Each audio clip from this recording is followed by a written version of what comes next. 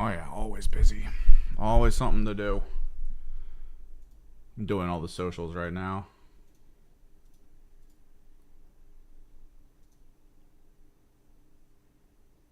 So just give me a second. Because we got big things. Big things today. Weirdly, yesterday at the end of the stream, it was getting really quiet in chat, and I was like, yeah, it's about right. But then I was exiting, and I looked over, and I noticed there was a ton of stuff on Twitch that people were talking about and asking questions, and I was like, what? So I'm guessing my multi-chat tool broke. It's always something.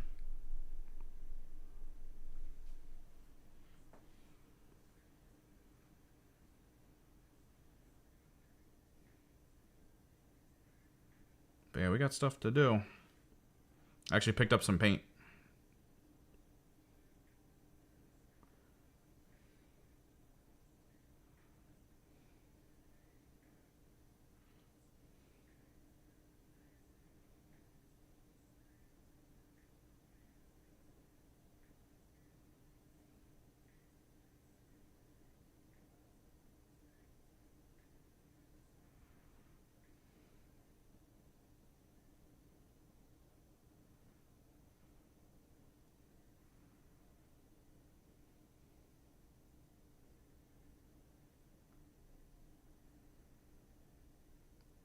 Post.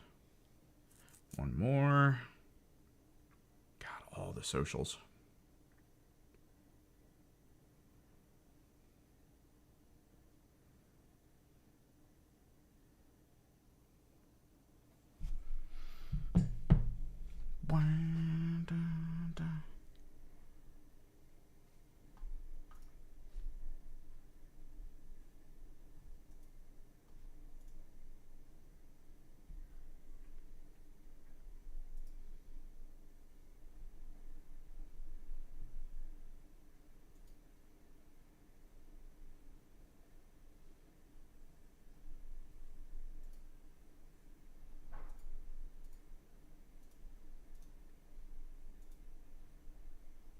All right.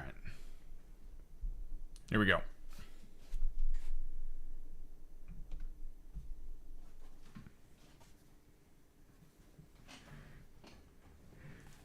Had to pull the camera back for this one.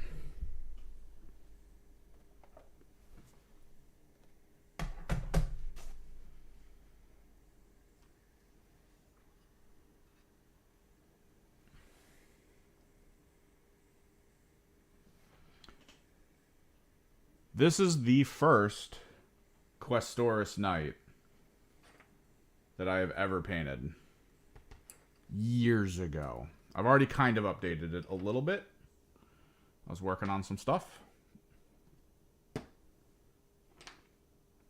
me get a new piece of wet palette paper.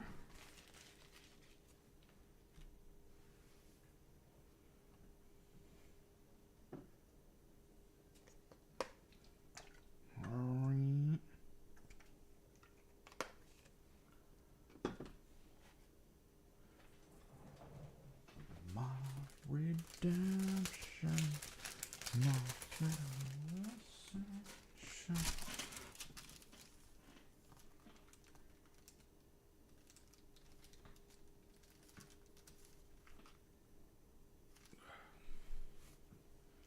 Get some glazing medium.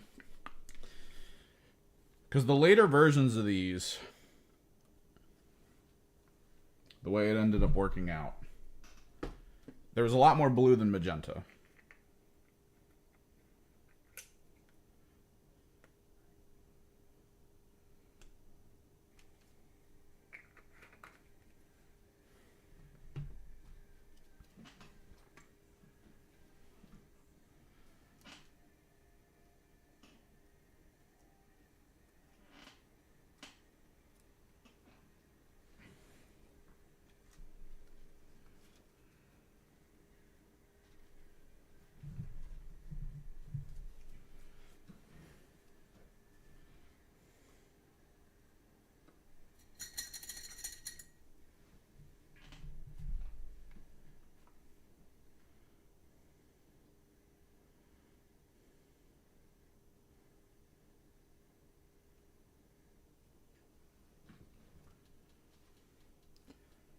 idea is...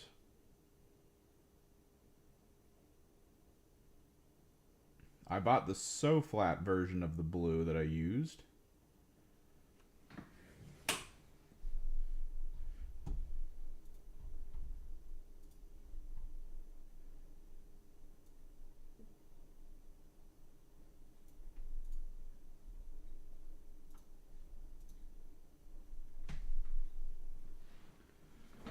With a mix of glazing, cerulean blue hue so flat,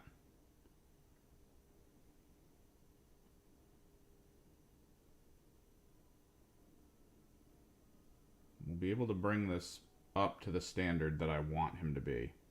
Now, the only reason I didn't really care enough to go back in originally was because this is a Night Abominant. For all intents and purposes, when Games Workshop decided to nerf how Mortal Wounds worked in 40k, they basically made this unit utterly meaningless. And then they never gave him like an update or a fix or a rules change to alter how he works overall. So like, he just became the needless, right? The only reason you would take him is because they kept making him cheaper and cheaper. So maybe there was value in you having him to just kind of sit somewhere and do something for really cheap. But that's why you had War Dogs. So there was no reason to really field this guy for kind of any of those purposes.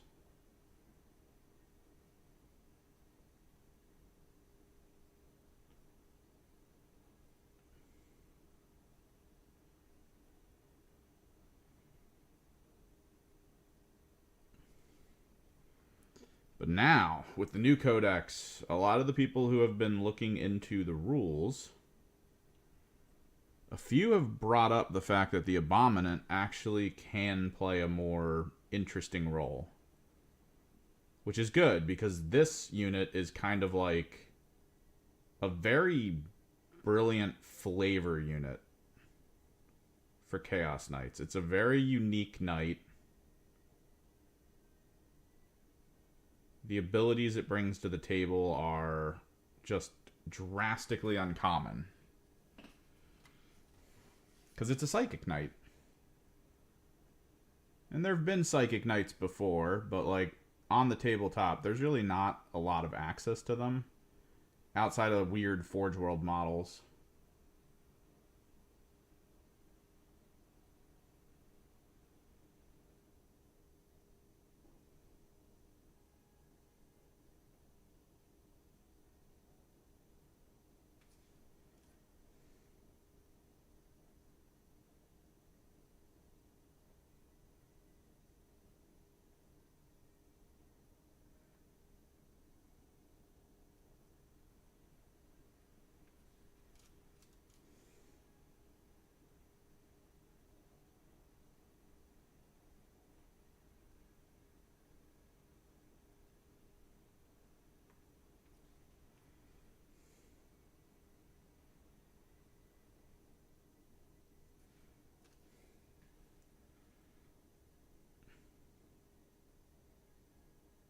So to see him kind of make a comeback,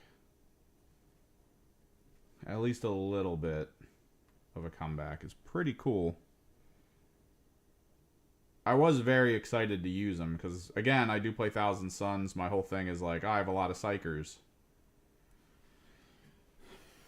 So I was real excited finding out about this being a Psychic Knight and being like, all right, I'm definitely making one for my Knights.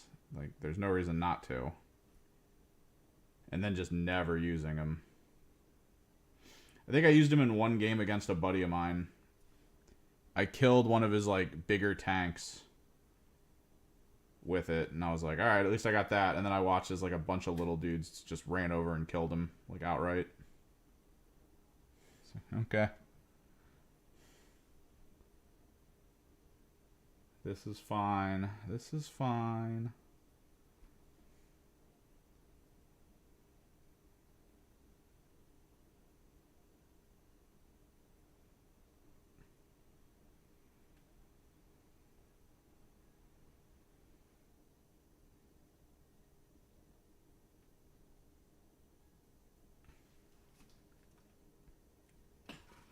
But yeah, my idea is to try to pull the magenta closer and closer to the outer rim of the armor.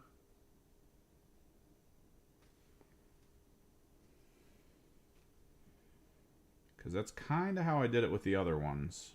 But I did that with airbrush. So we have to kind of manually do it here.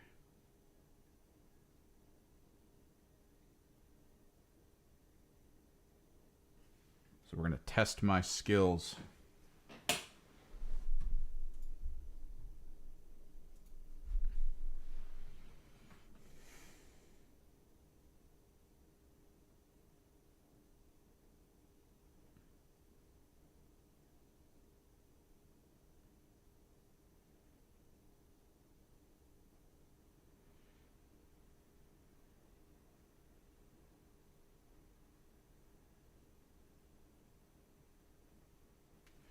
We're going to kind of follow the idea I think that Squidmar put forward about painting.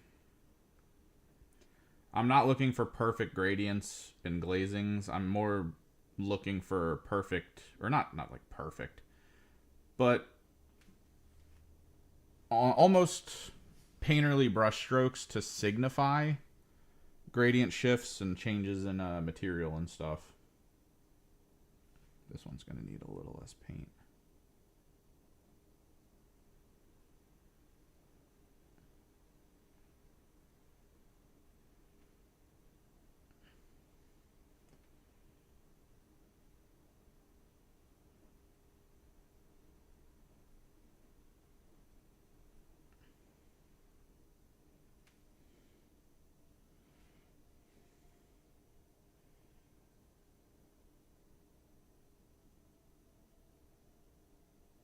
I think it was Squidmar that said that. It's one of the many hobby YouTubers who has their own like aesthetic visual opinion on how models should look, or can look rather, not necessarily should.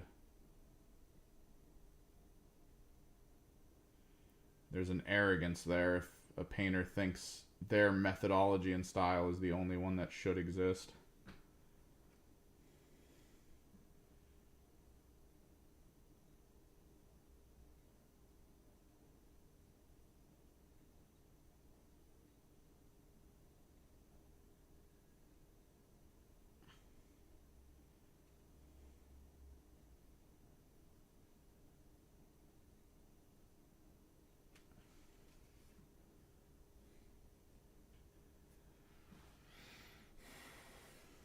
Some people think that you should, spend time perfectly glazing colors from their light to shadow forms.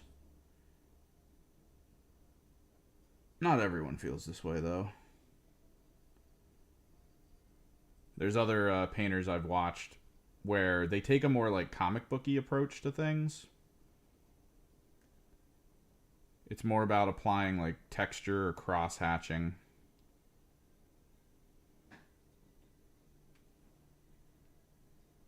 Which from my illustration background is a bit more understandable for me.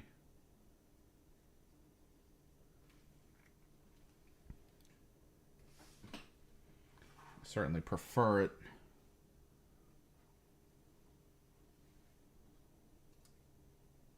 Oh, did I glue the head? I think I glued the head straight up. It's either that or the paint dried.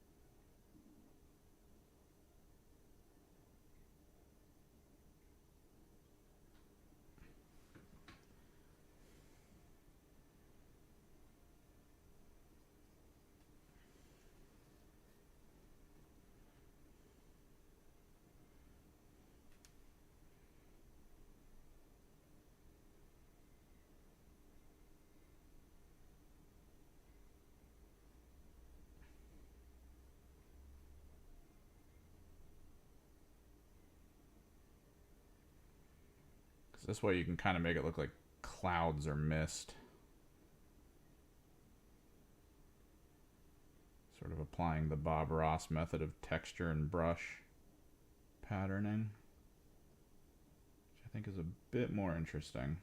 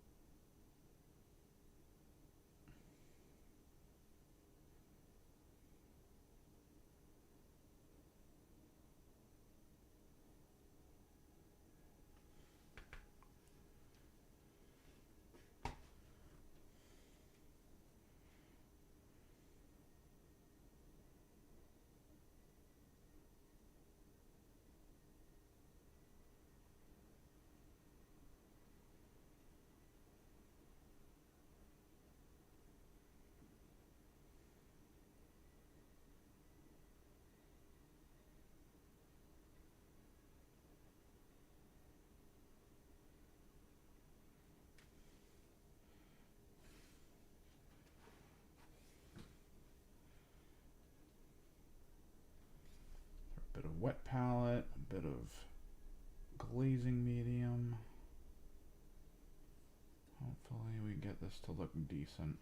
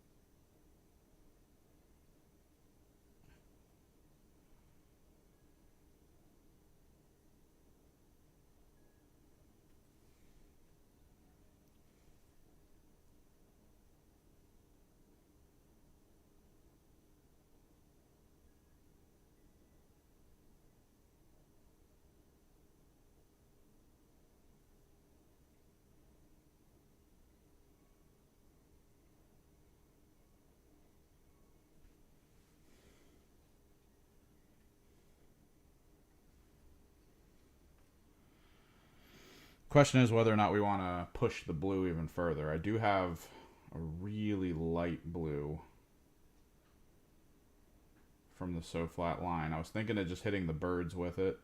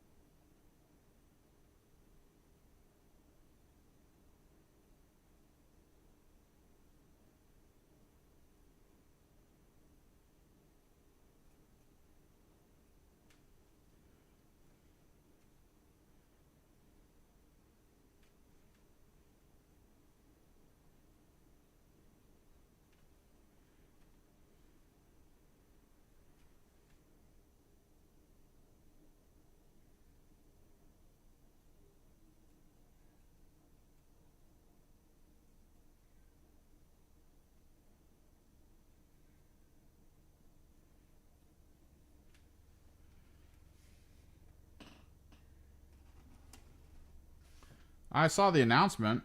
They full leak everything.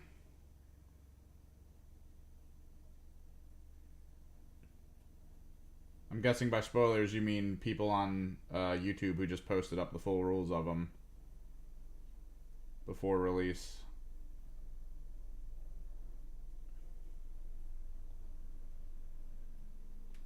As is the usual.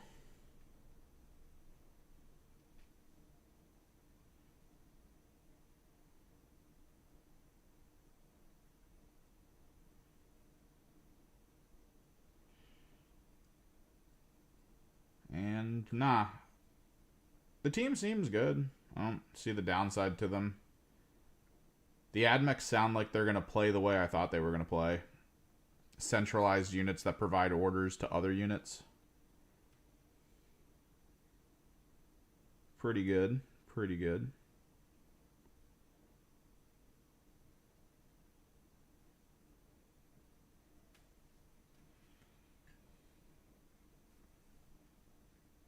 Oh, the standard Warcom announcement. Yeah, the info they gave us was fine. It was cool to see. It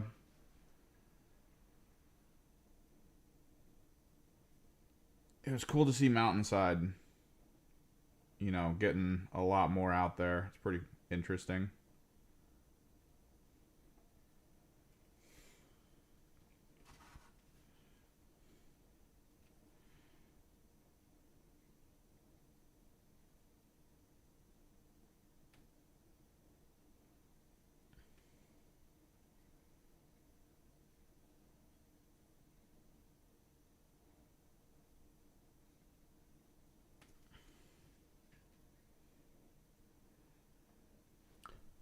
They have bad armor saves. It doesn't look like those armor saves also involve like no pierce rule, like some other bad armor saves.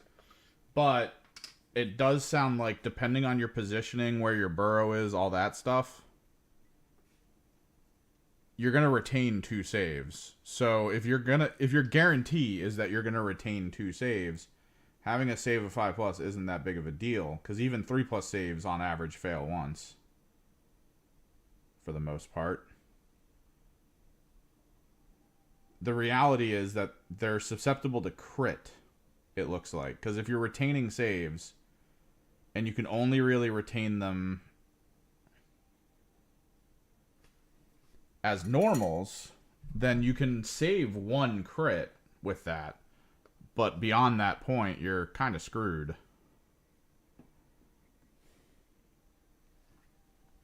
And I mean, they've got like 20-something wounds. It would take a heavy bolter both rounds of shooting to possibly kill one. A Meltagun would need to roll God tier to kill one.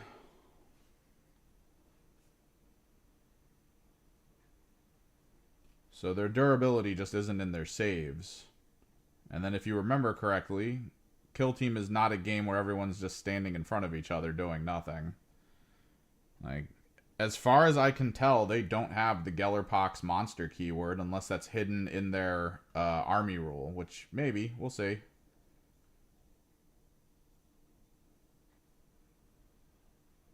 At which point Raveners are actually affected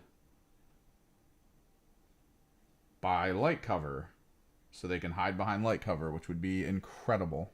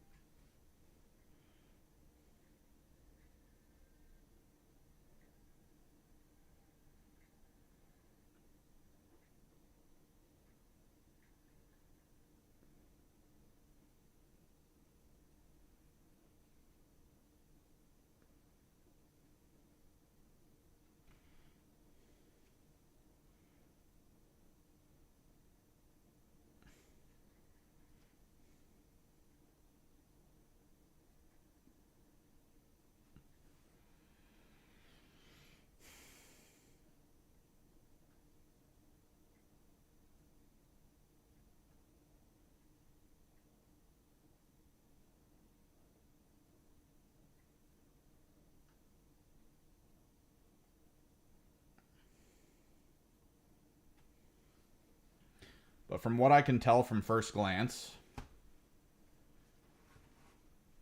let's say, I don't know the right models for this, but whatever. A Ravener, and somehow they, using their mission rule, like their team rule, they put a burrow near one of your units, and they go first. The Ravener can charge, fight, kill your unit, and one command point go into the burrow, making them untargetable until they come out of the burrow in a following turn. It makes them some of the most obnoxiously hard to pin down teams I've seen. The question is whether or not the amount of bodies they have is going to be enough to, you know, keep up in points or not.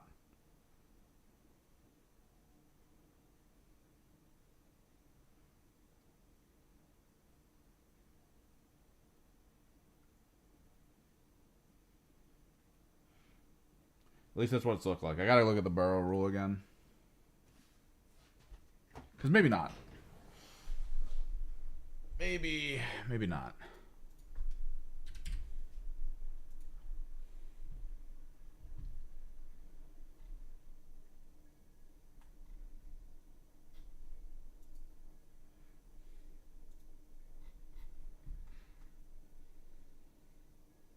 No, yeah, it can.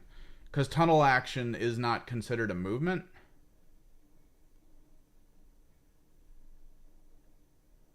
They can't perform it with a marker, which is good. But burrow's not considered a reposition. So it can charge, fight, kill a unit, go into the burrow. Congratulations, you're not killing something that's in engage that charged you down. And because cover is so important in the game, it's going to be kind of easy to position burrows near enemy cover by like turn 3. Because I think they said it was like a 5-inch range between burrows. Most likely they're going to have a weird command pointy function to even increase that amount.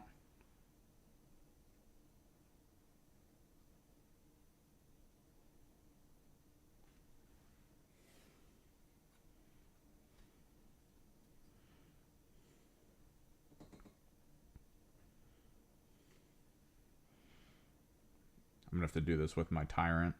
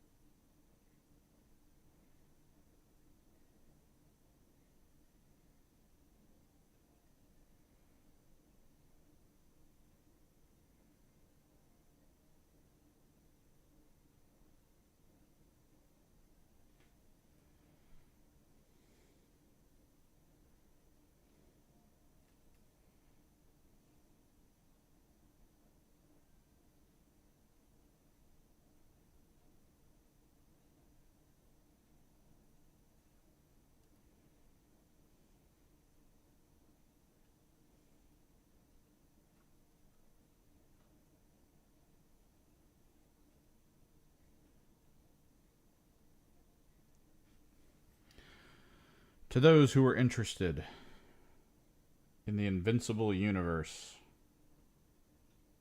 now with the whole Amazon series and everything, getting people into it, the original artist and writer are doing a sort of reconnection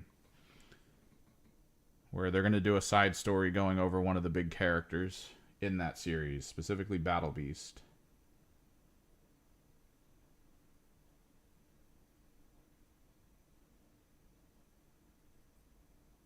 So if you're interested in that universe and are interested in seeing about the characters, that just, I think, issue 1 dropped today.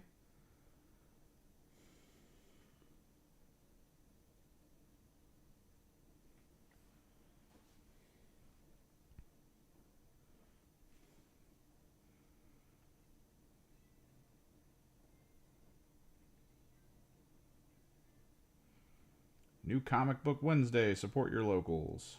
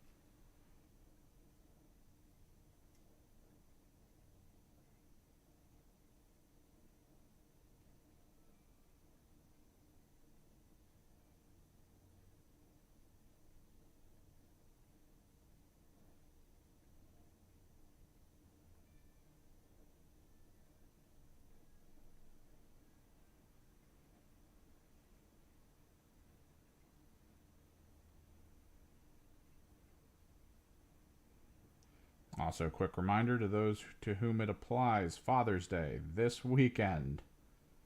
Don't forget if that's important to you.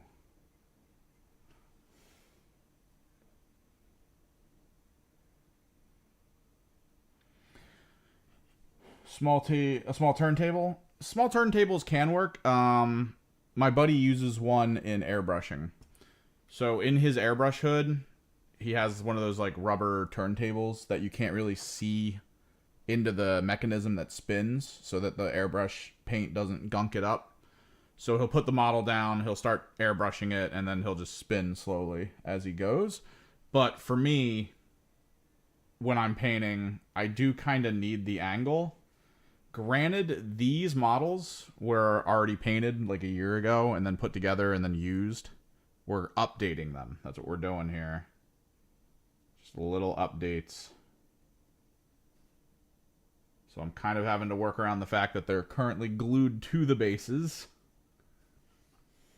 and that all their parts are together, because when we originally painted these, the shoulder pads and the armor plates on the legs and everything, those weren't attached.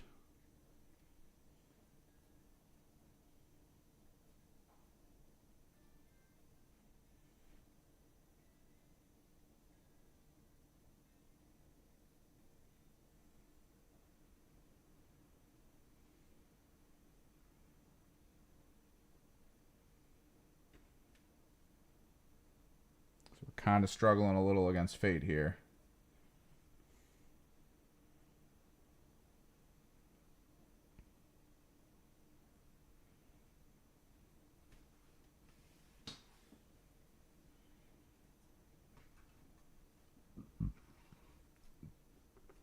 But a main thing that people, I guess, I don't know, I think a lot of hobby channels have either said this once and then never said it again in later videos, or maybe they just assume everyone kind of gets it and that they're all natural with this idea.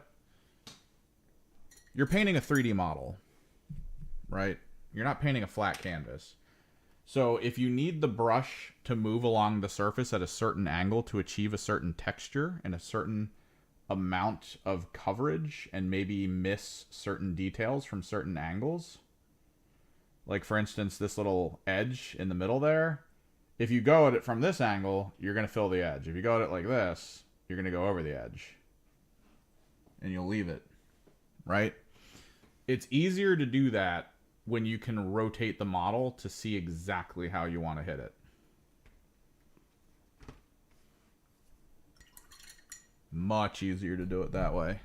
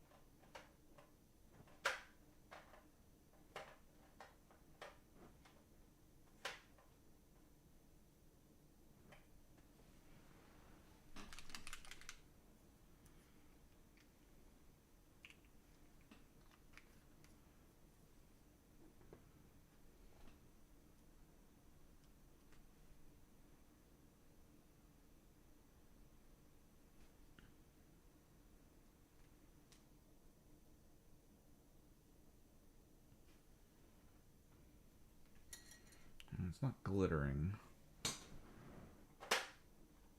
Was it Hop White that was good?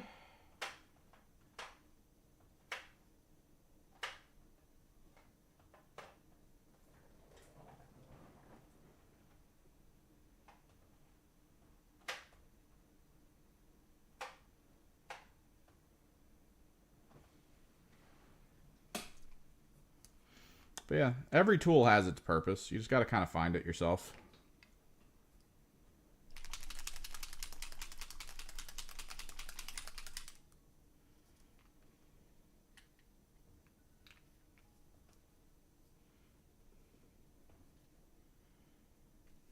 Some things that work for some people might not work for you or your setup,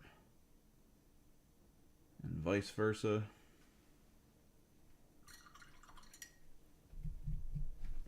I do like it a lot better with the filled in blues.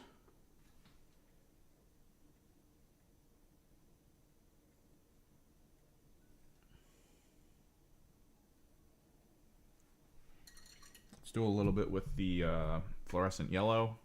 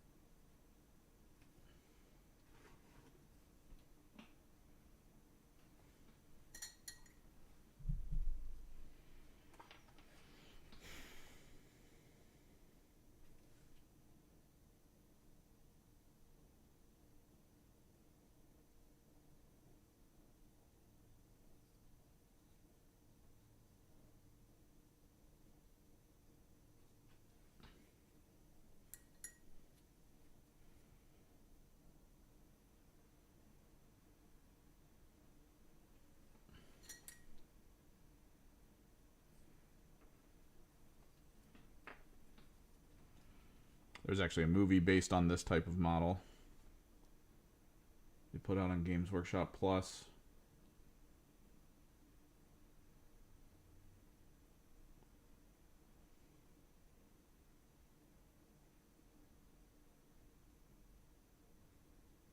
Or Warhammer Plus, yeah.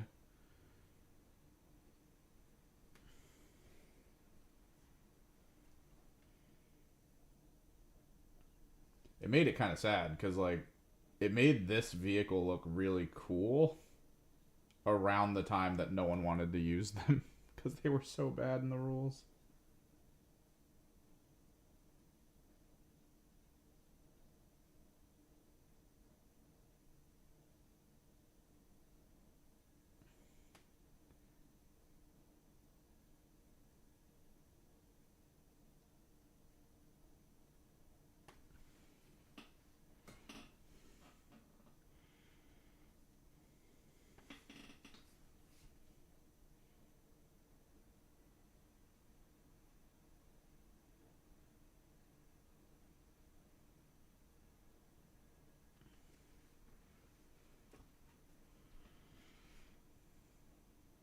So, like, someone leaked the new gun rule, though, for them. These are, like, anti-infantry as hell. And if they stay super cheap, which it looks like they're even going down further in points, probably see at least one in most lists, or at least some lists.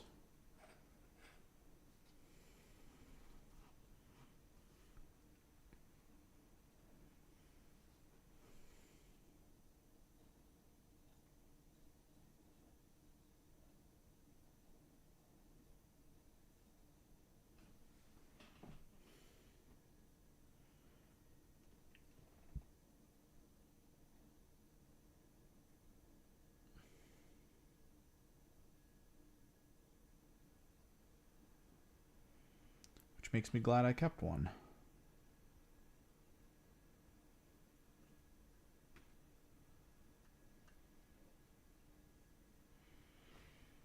And I'm kind of happy that despite the Ruinator's rules, when you read them the first time, seeming really good, a lot of people are basically catching on that it's kind of a gimmick. Like, it feels more like the Norn than anything else. Where Norns are cool and all, but there's kind of a trap there. Because if you take a bunch of Norns thinking that they're just really good, you don't have a lot of units to work with. You're going to have problems later in the game. Unless you're doing really well.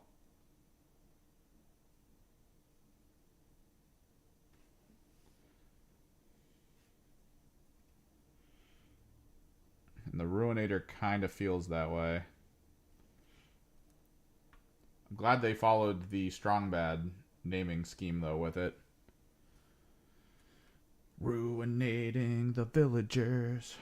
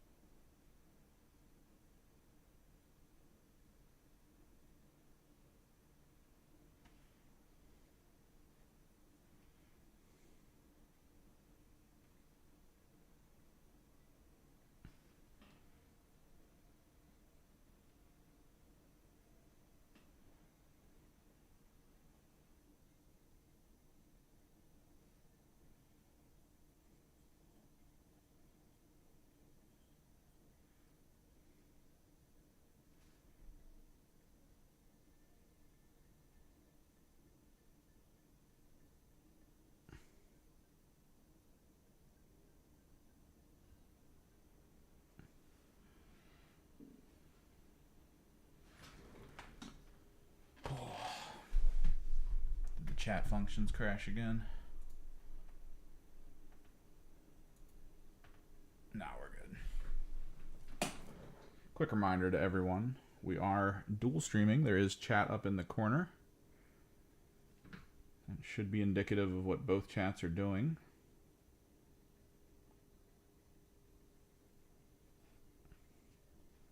If you're looking to chill and paint, that's awesome. If you're looking for music when you do so, you can go over to Twitch. I've got music playing. Or you can, you know, chill on YouTube. Run your own playlist. It's fine. No worries.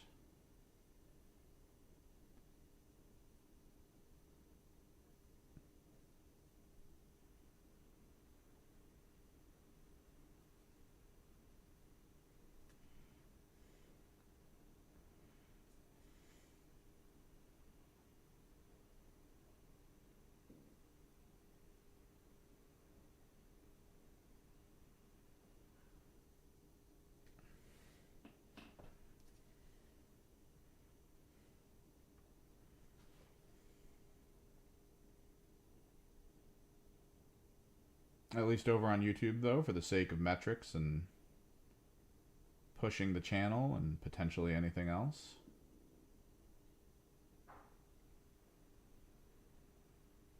Don't forget to commit exterminatus on that like button.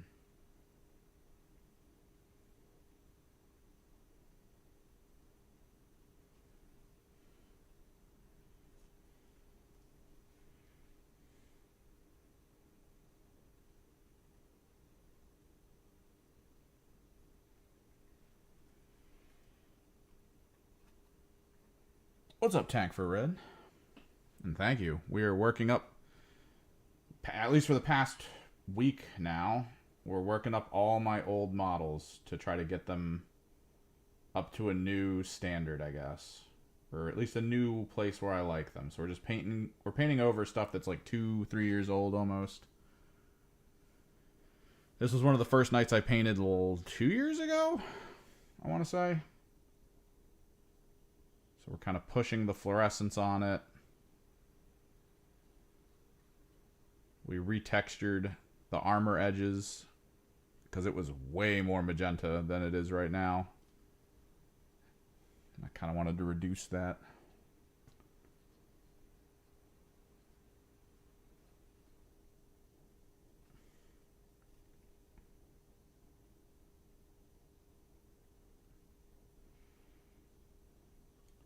There's a new Chaos Knights Codex coming, so it'll be good to have all these guys prepped and ready. Although the tournament at the end of the month at too many games, I'm probably just going to use my Thousand Suns, since I'm getting a lot more practice in on them, and those are almost fully repainted as well. But welcome in. If you got any questions, I'll try to keep an eye on chat.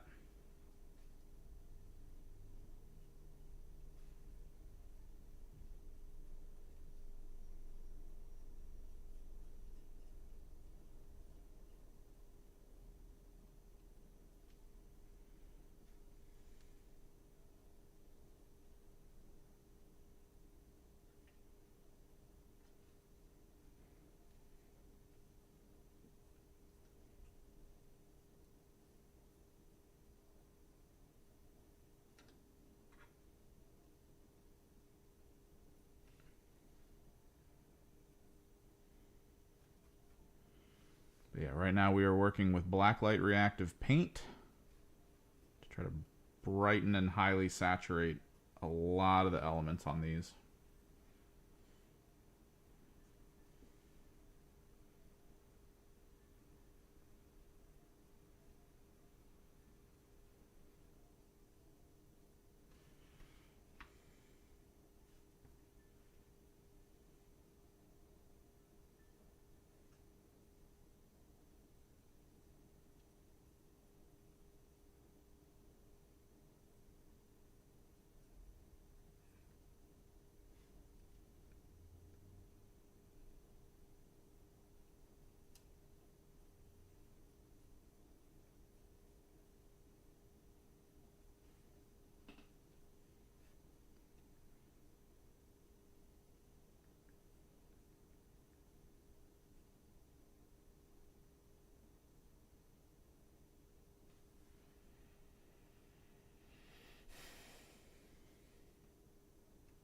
Wait a minute. Like in general? Because in theory, technically Warhammer 40k was that game, and now I'm back there. But I'm guessing you're talking about video game. Let's set some parameters. Are you just talking about like picking the game back up and playing it? Or are you talking about like what are we doing? Would we say that, oh well, if I want to go back to the game's back in its like heyday, or maybe a greater heyday than's ever existed? Like if I were to say like Samurai Showdown or something, like the old ones where you could destroy the scenery in the background while you were fighting and it was all really cool, or like Last Blade or something. Would it be like, oh, you could just put that in now and play it, but there's like 2 other people online playing it, so whatever? Or the game that I'm naming out loud, would it be like peak at that point? Like, oh, it's not only is it back, but you know, I could drive down the street and join a tournament for it with like 100 people, and you know, you're part of a community again, and it's awesome. Or are we talking more about like, would you like to go back to the moment when you played it, where everything kind of fell in place and like all the stuff around it was awesome? Which, I mean, that's the core of nostalgia at the end of the day. Nostalgia works so well because you feel this dire need to play it, to remember those times.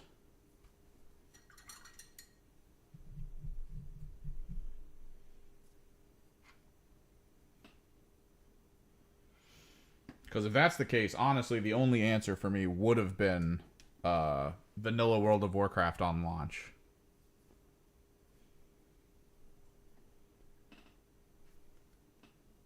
Almost monthly, I would go to a person's house, and they'd be having a LAN party with like 12 to 15 other people staying at their house for the whole like week, and we would just play. We would wake up at 2 in the afternoon because we stay up till sun comes up, right?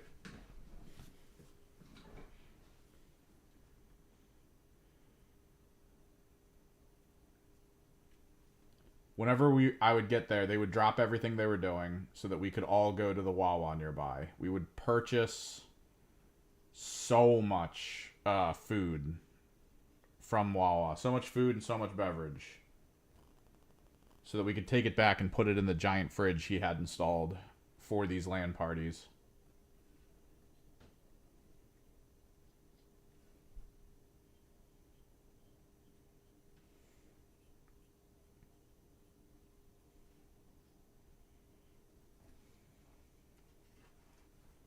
And we would just stay there the whole week.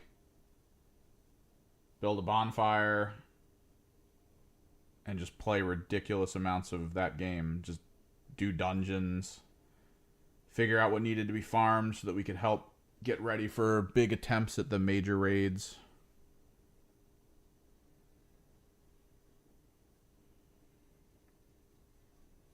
Make guild decisions on different people who were applying or people who we thought we might needed to kick out.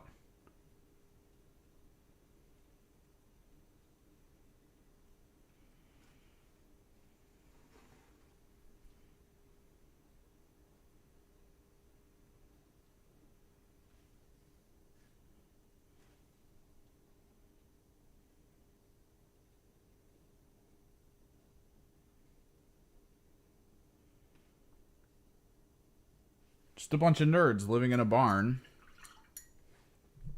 that was designed and upgraded to house like 30 people.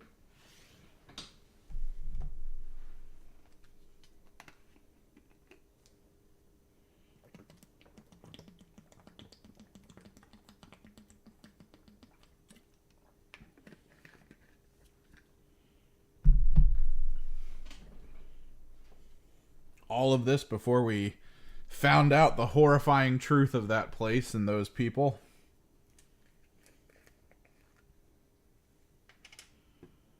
A truth that was taught at local law schools.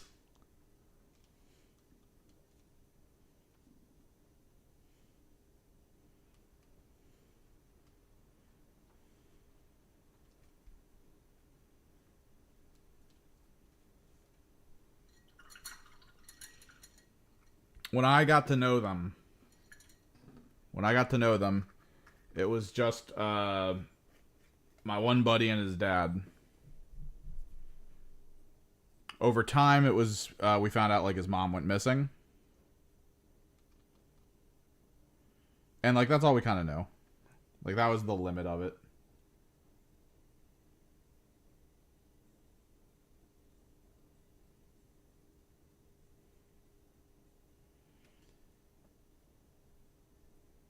Down the road, some of the family members of our friends were going for law degrees in the local area, which when you do a law degree in an area, you kind of have to go over old case files and stuff.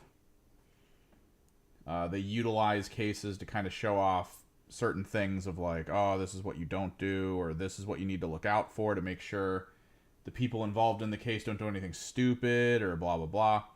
So there was one where they wanted to go over a case to show people what a case that might get thrown out looks like. And the case involved a metric ton of evidence, witness statements, police reports, all pointing to this guy's dad murdering his mom and disposing of the body.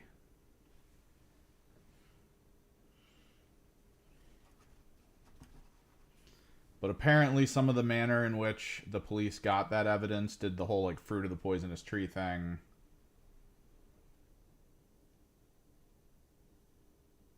Case got thrown out. And that was it. And the details of it was that his mom was an heiress. Like very wealthy family.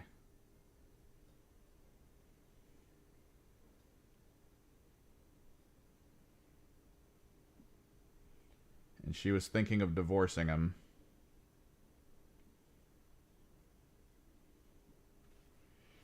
Which probably would have left him penniless.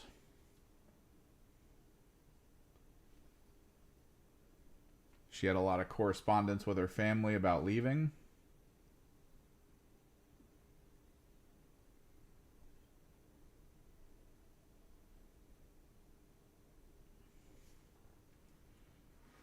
And then on the day where she was supposed to leave and then go to one of their houses, she never showed up. They found her car abandoned in a parking lot somewhere.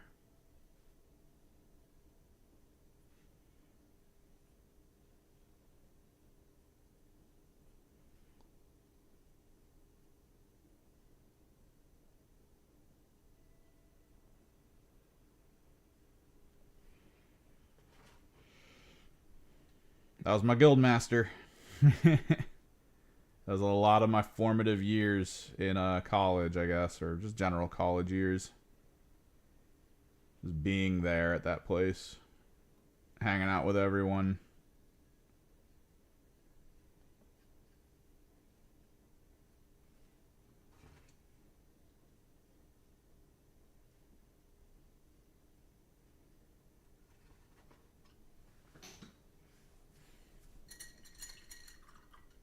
Oh, yeah.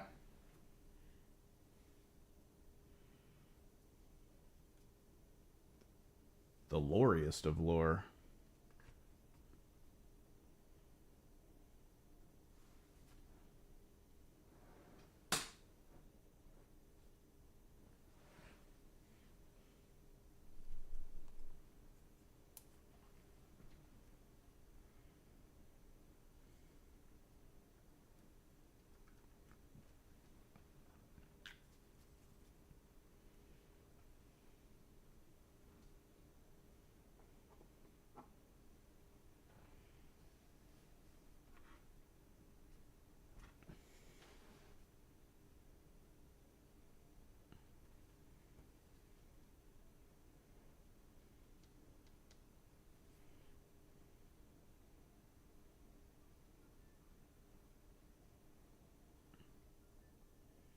This is yet again where brush angles come in.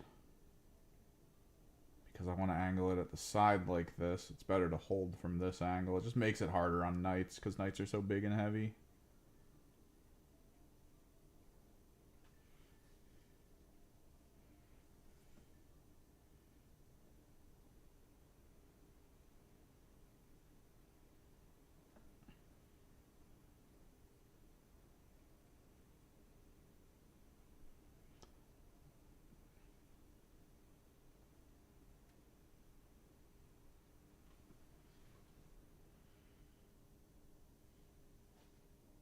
I'm going to do more with this cloth on his waist.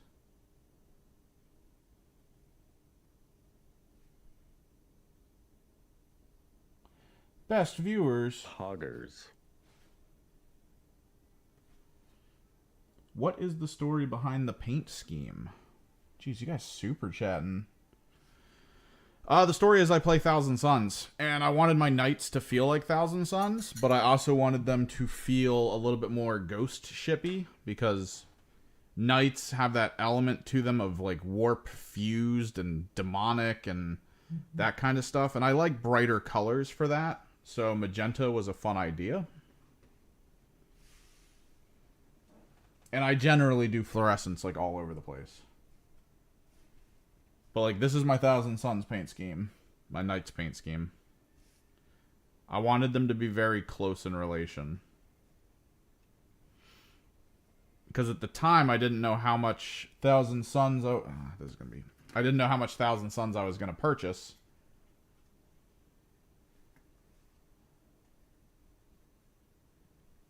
So these are kind of...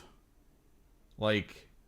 I want an ally, right? Like, I'd like an ally in my army, so I don't have to pay a bunch of money for stuff that maybe I didn't want to play at the time. Now, at this point, I have, like, a massive collection of Thousand Suns, so I don't really need the Chaos Knights. I also don't really need the demons that I purchased, but it also means I'm in a very good spot with the new Codex to be able to just do whatever. So I'm kind of happy with that. But yeah.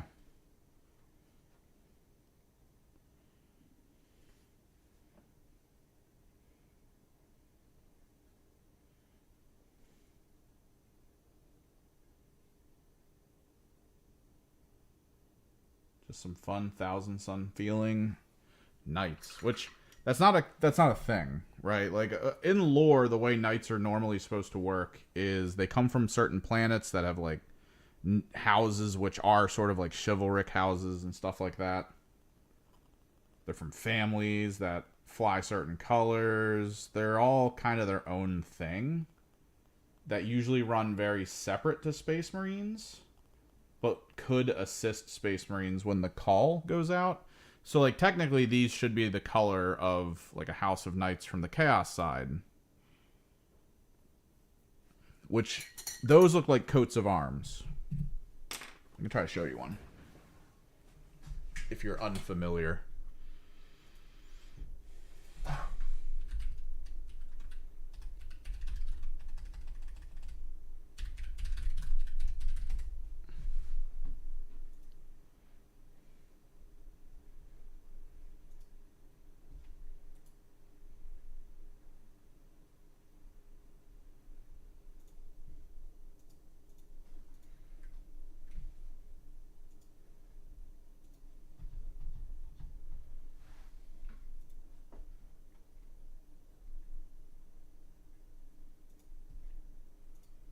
This would be more what you would expect out of a knight army. Very flat color, have a lot of the symbols and like markings of the house that they're part of. It more just looks like panels of just general armor with some paint scheming on it. You know, basic stuff. It's fine. But my approach, I wanted it to feel a little more ethereal, a little bit more Tzeentch magical.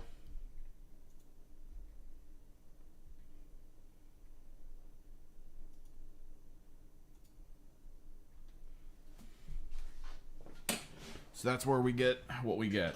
And I want to redo the cloth a little, because I feel like the cloth isn't good.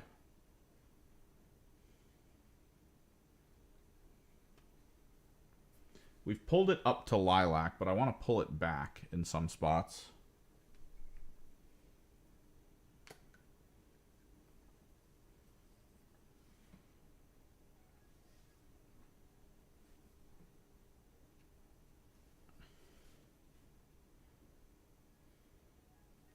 Maybe we go even darker. Where's my Xerius?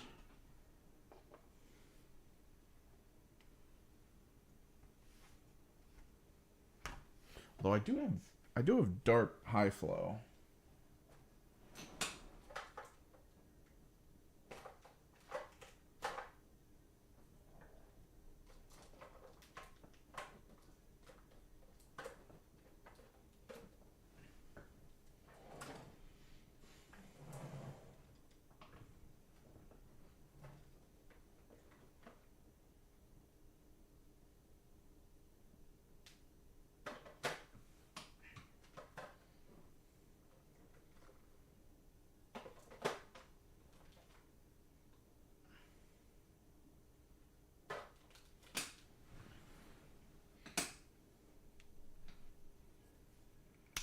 Yeah, you'll see more knights here in a little bit, because I think I'm going to go grab some more at some point.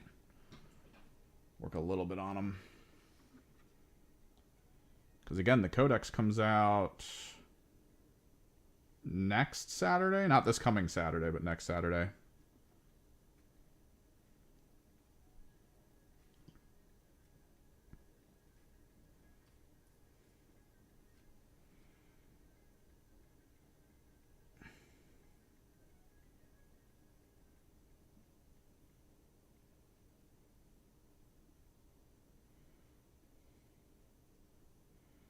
I think what I'm going to do here.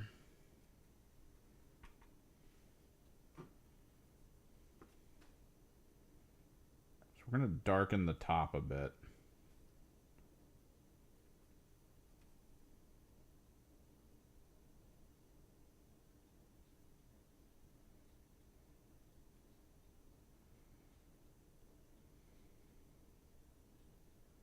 We're going to treat it more like a textured canvas. Try and pull it in a specific direction.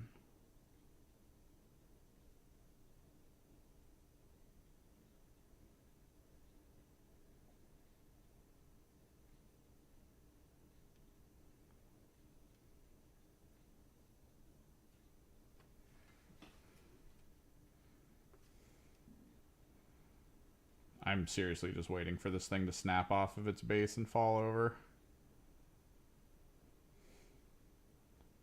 Working so hard not to have that happen.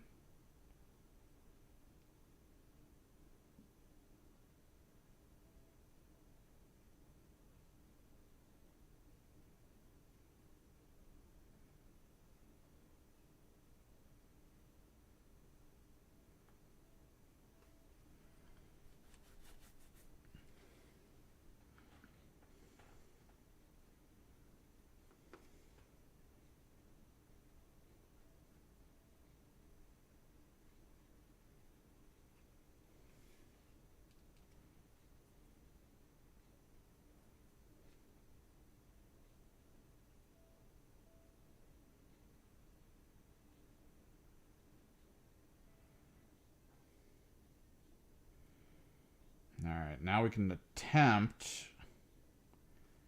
to Bob Ross it up, but we gotta do it kinda quick. Because the Bob Ross approach is always wet on wet.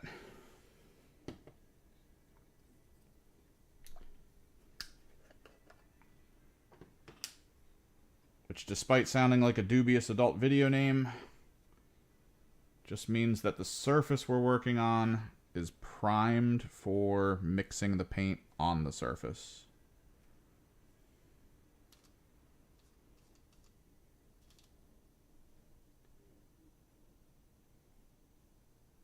So kind of as we go.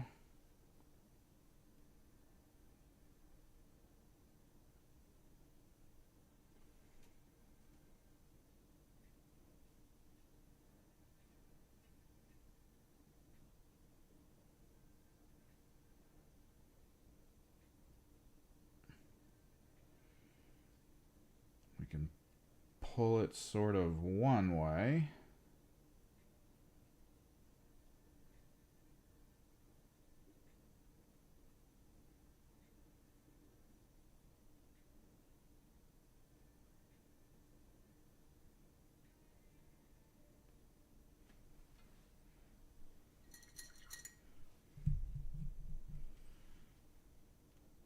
And we go in with the other.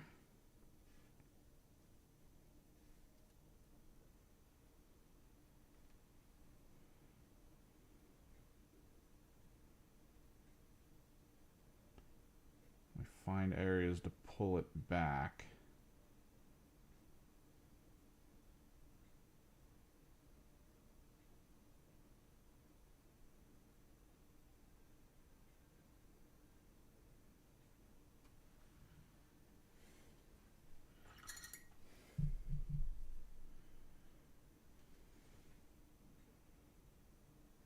And then we just sort of rotate back and forth in that fashion.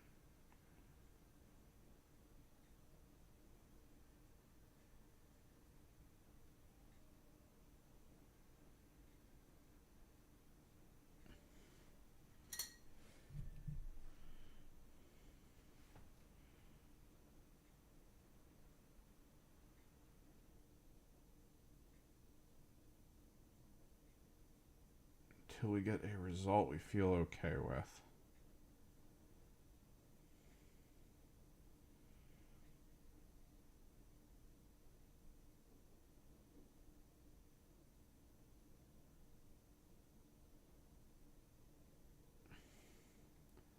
I've been watching the Kaiju number 8 subreddit go crazy.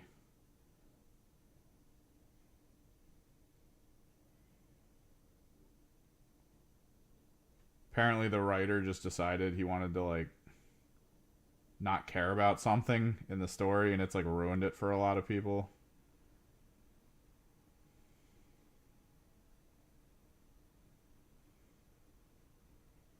Like there's a ton of people going crazy right now over there about the story just being garbage. Now that it's like ended or something, I think. They said they ended it. And there's just like a lot of questions.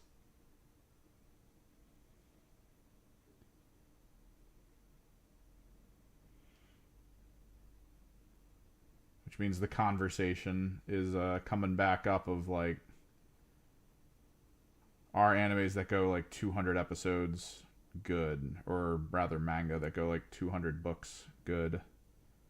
Or is it better to try to have shorter stories that actually, you know, end properly and feel good when they get to that ending? It's been going crazy over there. And it just proves my point. Gun X Sword is the greatest anime of all time. No one watched it. That anime is like 20 episodes long, actually has an ending.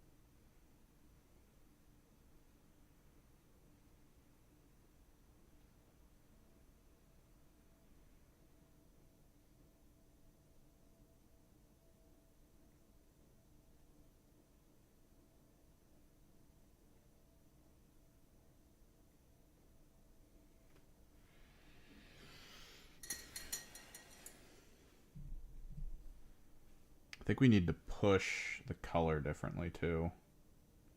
But to what? To what?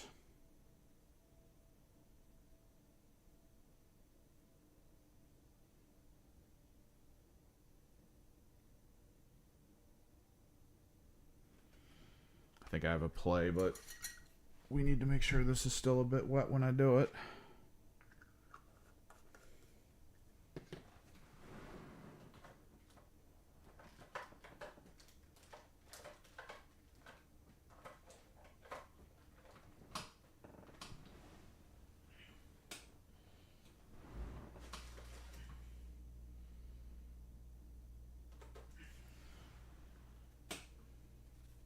Poggers.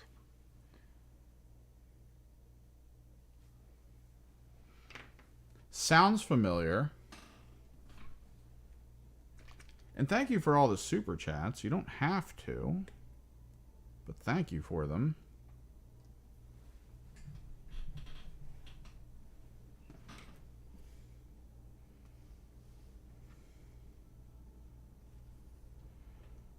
It sounds familiar. Let me take a look here in a second. I just need to make sure I get this on while the fluid, or while the paint is still kind of wet.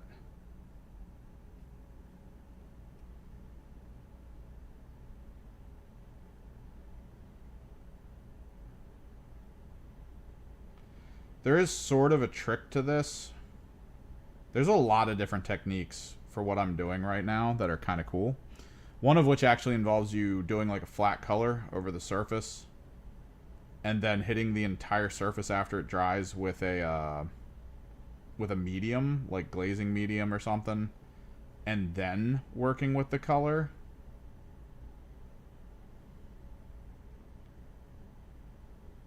That way the medium just like keeps the surface slick for a lot longer, which subsequently lets you add more color, more gradient, allows you to push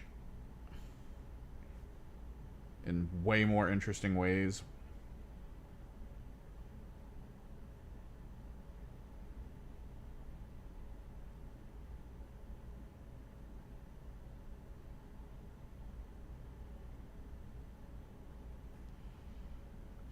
Yeah, it just needed a little tint to pull it away from just straight up purple.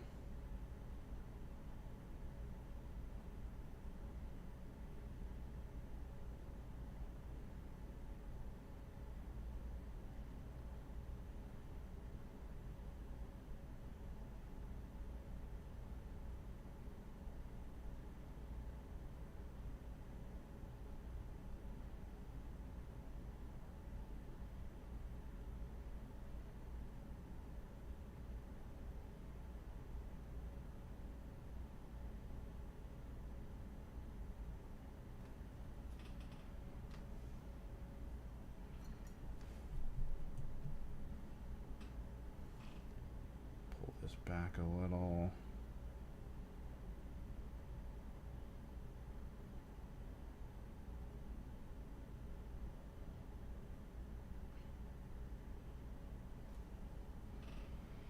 Then we gotta do the shoulder one, and then maybe even look at the back side of it to try to hit it with like darker colors. Ah, heroic age.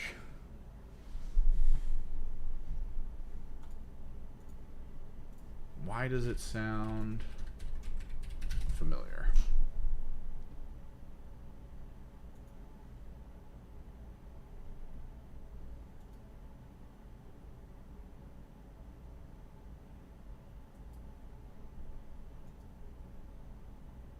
I swear I've seen this, because this is one of the older ones, and this was definitely back when I was really into mech anime.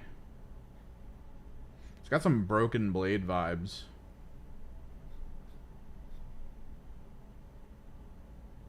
I have to watch a trailer for it just to double check, make sure I've seen it.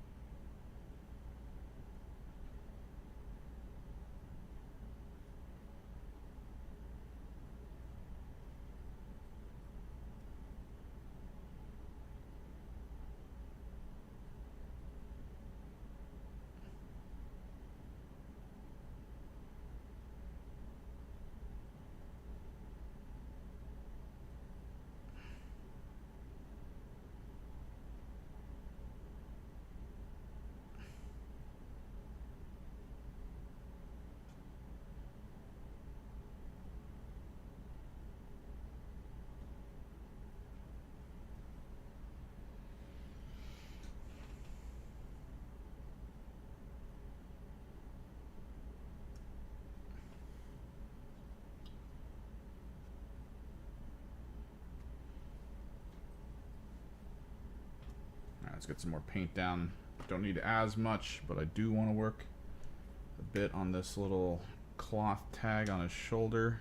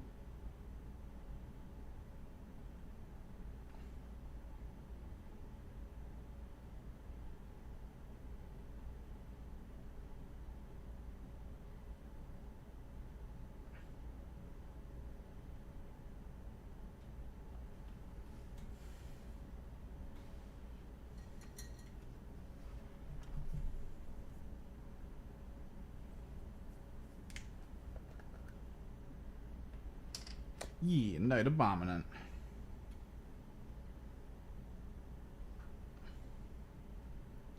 It'll finally have the recognition it deserves.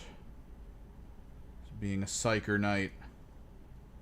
So it can die to anti-psychic attacks. Like the one assassin that will wound this thing on, I think, like 2s.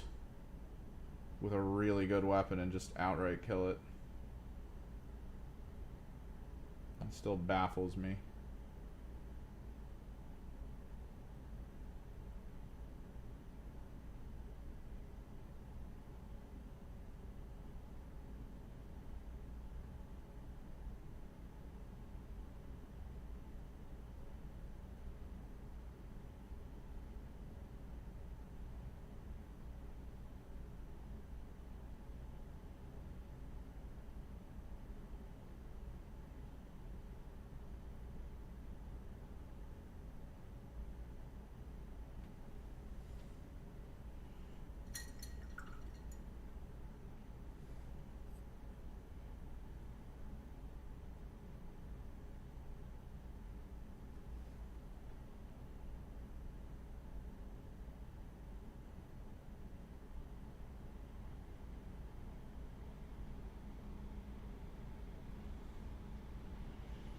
Yes, AC. Get super loud.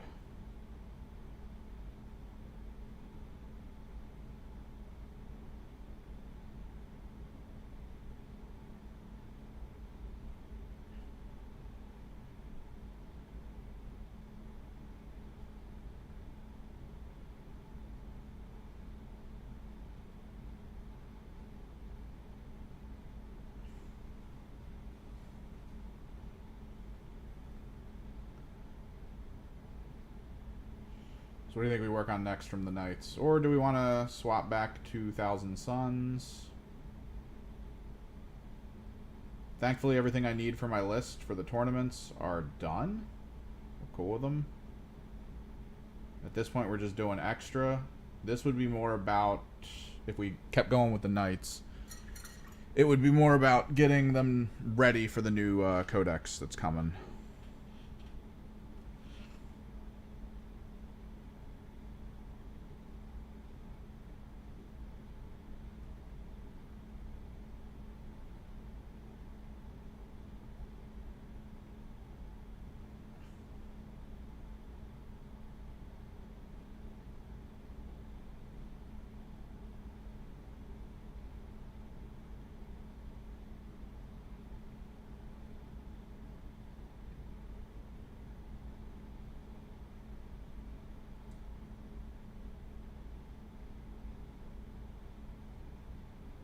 Painting the Knights also involves a slurry of painting a metric ton of weapons. Because even though this guy is pretty hard set as a single type of Knight, I have a few that can rotate to a couple different options.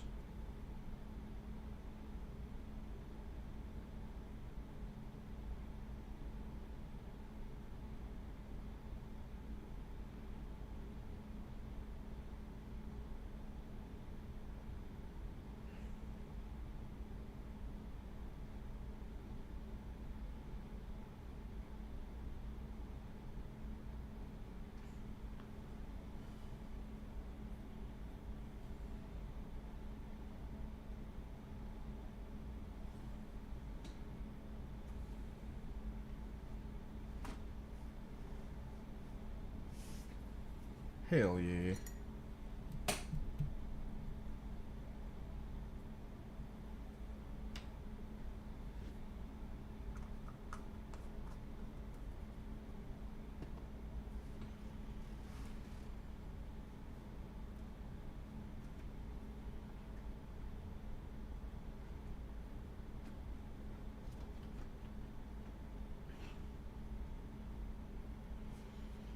Trying to think if there's anything else we want to do here. Maybe.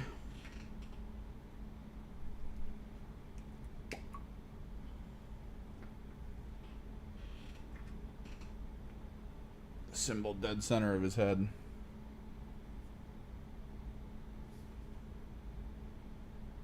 can always just get some contrast on it to separate some of the metallics.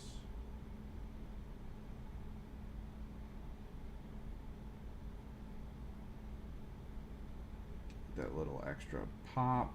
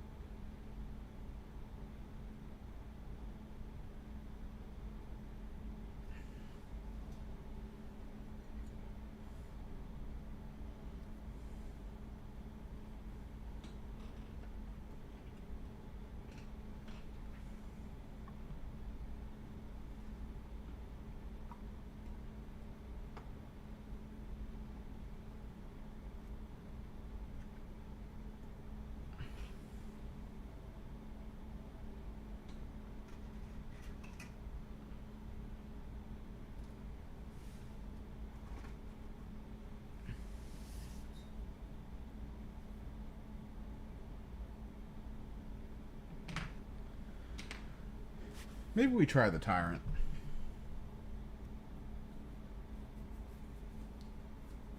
From the sound of it, the Tyrant doesn't feel like it's going to be useful in a lot of situations.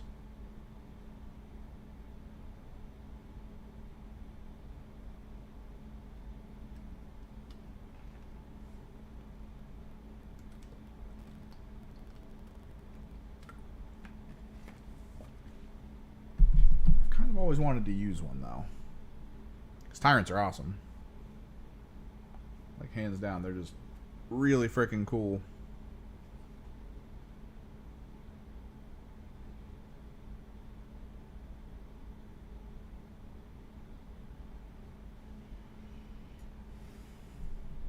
I might need to almost retone most of the gold on him too, because you'll see. You'll see. Let me go grab him.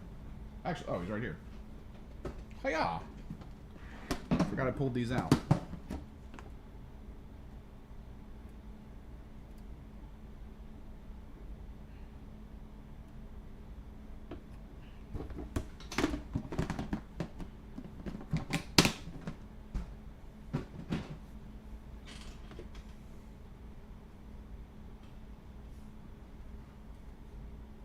Poggers. There's like a slightly different tone of gold on this one.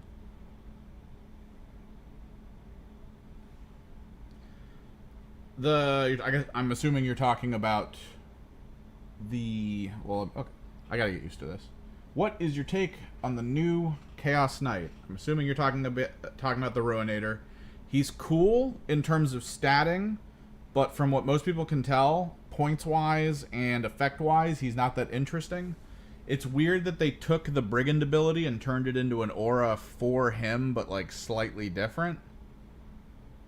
I think he could be cool in like one detachment, right? There's a detachment that exists that's supposed to end up being 6 large knights.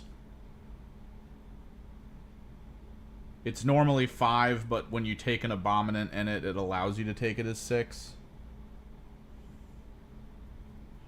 Like, it's weird. There's some points balance thing that lets you take 6.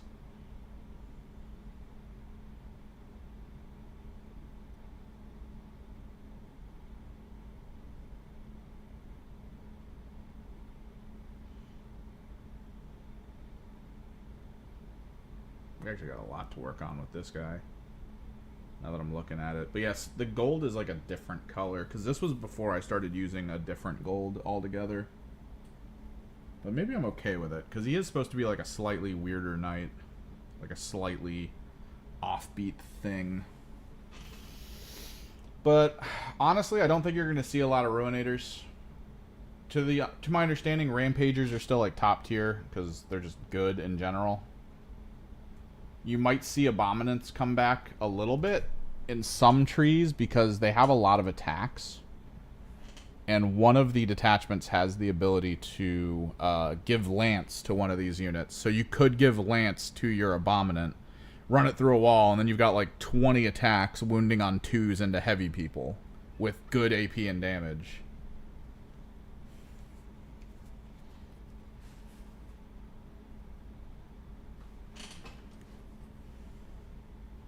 But I'm probably not going to field the Ruinator myself. If that matters, I don't know.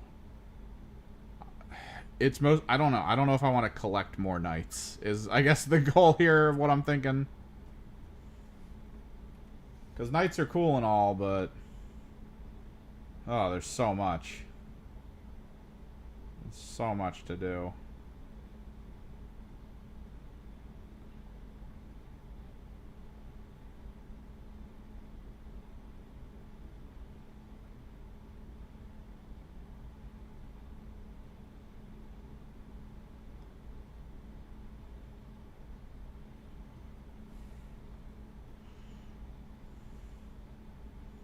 Don't they have his stats up? We could pull his stats up.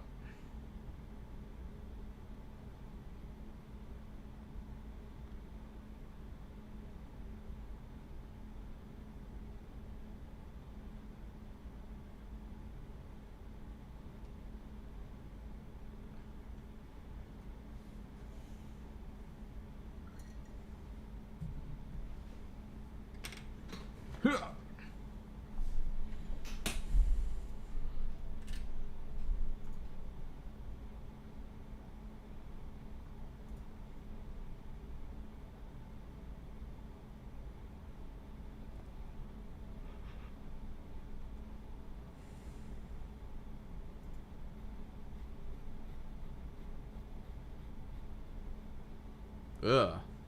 The night dice look terrible. Oh, God.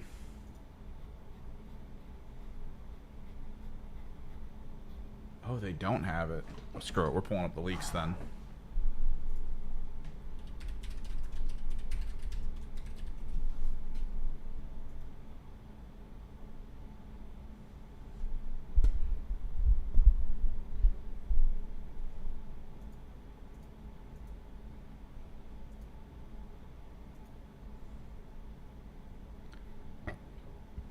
Where you at, leaks?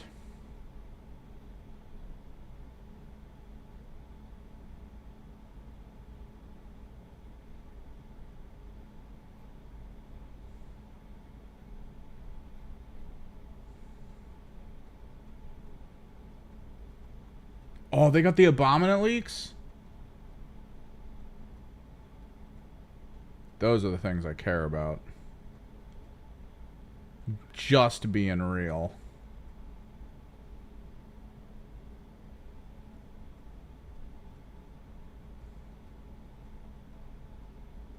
Yeah, there's so many people who are pointing all this stuff out right now.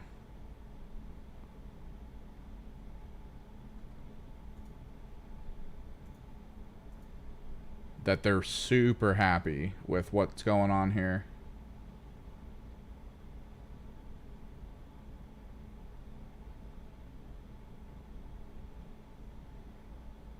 The Abominant might be 26 wounds. Yeah, strength 12, and then you give it Lance. It can wound little guys on 2s, like little knights on 2s. AP 2 damage 3, super good. This looks like someone typed it by hand, so I'm going to assume none of that's right.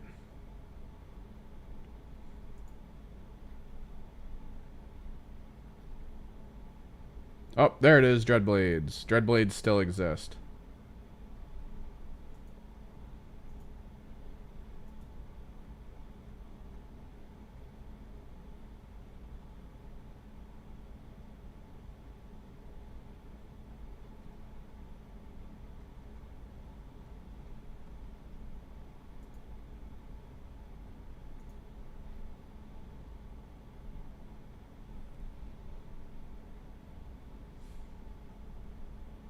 Do I want to just show this?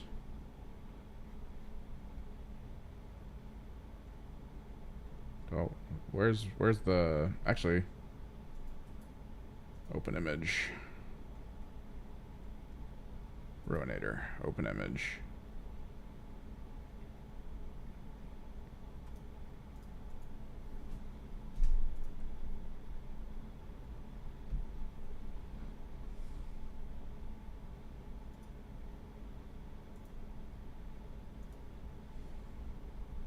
So this is the new knight.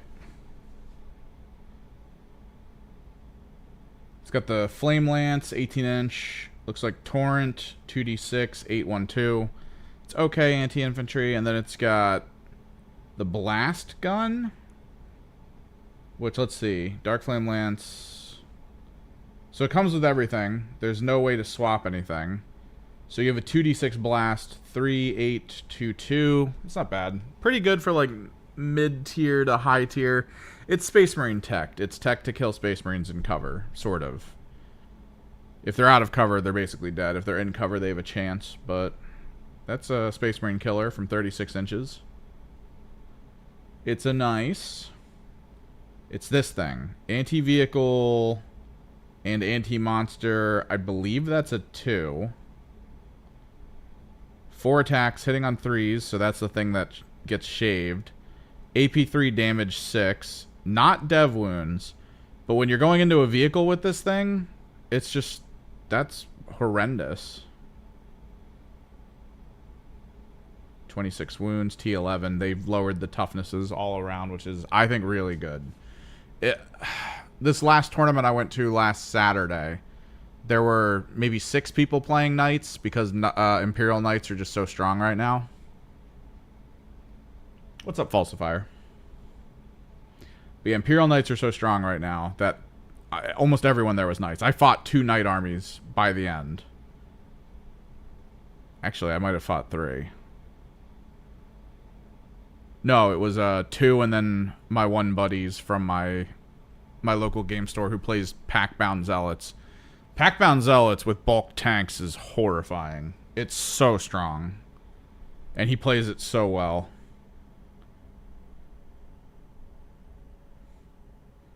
But this is very needed. But yeah, this is powerful. This is really powerful. And then the anti-infantry side of it's okay. Its ability, though, at the start of the battle, and then from that point forward, you select a unit, you get like bonuses against it. You have to kill it to then move the target to someone else. This is abusable. Like, it's very abusable. Because here's the thing. There's 2 states of being a unit can be in. If you're familiar with the rules from the actual current game, Marked for Death requires that the units that are marked not get removed from the battlefield. Not that they're destroyed, that they are removed from the battlefield. So if I uppy downy a Marked for Death unit, the person with Marked for Death gets the points. Hooray. This is destroyed, which means you can mark a target that I have on my side, and then I could, depending on which army I am, just uppy downy it whenever you get close, and you are never moving that mark. In your life, you are never moving that mark.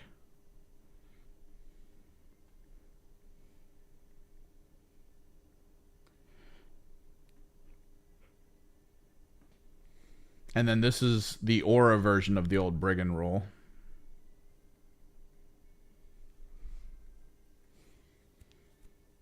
So, points cost-wise, I don't think he's going to be that impressive. Like, useful maybe, but like, this isn't incredibly anti-infantry. This is kind of anti-infantry. This is pretty good anti-tank, just in general, but that means you have to run across the field to usually get to your opponent's tanks. If anything, this is a great interceptor for other knights. Like, maybe. Because here's the thing. Let's say you flawless roll this into another knight. He's not even your target or whatever. You just flawless roll it. So you hit with all 4 attacks on 3. You do your anti-tank 2 into them. Your opponent fails everything. It's 24 wounds. If it's a big knight, it's not dead. The Lancer Knight would kill. a regular knight. I think the stats on the Lancer Knight are probably still high enough that it should just straight kill another knight. So I feel like people will lean into that more than this. Although, because of this aura, people who like to use a lot of brigands might roll over to this. Because this is still like the brigand rule. But this is my boy. This is the guy we just painted. Or updated, rather. 12 attacks on the combustor instead of the old 9. Strength 12. Beautiful. Still AP nothing, which sucks, but that's because it's a dev wound weapon. It hits on 3s. It's 30 inches. It's damage 3. This is a really good weapon despite the AP nothing. Right? You're aiming for devs because that just applies 3 wounds. Originally being 9, you had a chance at like 1 maybe dev, 1 or 2. 12? That's a bit better. To put 9 dev wounds into a vehicle is a scary prospect. And then to have enough attacks that if you're shooting into like a Hormigaunt squad or something that has a ton of wounds but low health, or ton of wounds but low armor, like what is it? Most of like the Nurgle flesh mound things, those are usually good for that. Like that'd be good into Nurglings. Accursed cultists, probably a good option to shoot at them with this thing. And then you get your stubber, which is your stubber, and then this.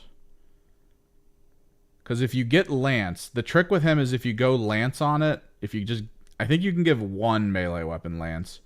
You would do the Electroscourge for its 9 attacks hitting on 3s, 10, 2, 3. Because strength 10, I mean, in a lot of stuff, that's like easily 3 to wound, if not 2.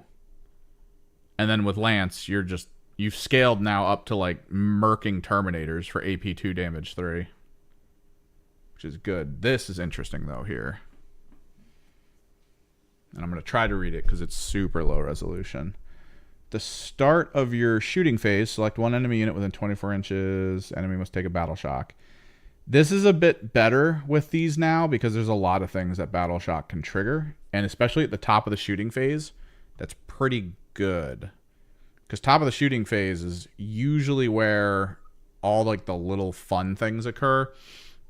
So if you target a unit, it battle shocks, and you have some things looking at it, you'll get like +1 to wound rolls, reroll this. Like you get cool stuff into battle shock units. The end of your movement phase, roll 1d6 for each enemy unit within, is that a 9? I think it's a 9 of this unit. On a 3+, enemy suffers D3 mortals. So this is the baby Mutalith Vortex Beast rule, which is pretty cool. And this is the guy we're about to paint up. Something people noticed, this doesn't have anti-tank, anti-monster on it anymore. It's still strength 24. So you have to be T13 for me to not wound you on a 2. And at AP 6, you're rolling your invulnerable. Like, almost all the time. A Vindicator in cover I believe, rolls its invulnerable. And it doesn't have one. So you'd have to, like, give it one somehow. Straight up, for D3 attacks, which that is horrifying with this type of an attack, at damage 12. There is an enhancement that exists currently for the Imperial Knights, which is coming back to the Chaos Knights with the release of this Codex, that would allow you, I believe, because I think these are still characters, to allow this unit to have deep strike. So you could technically put this in reserve, deep strike it on the field, and do this to a vehicle that gets out of position, because 12-inch range.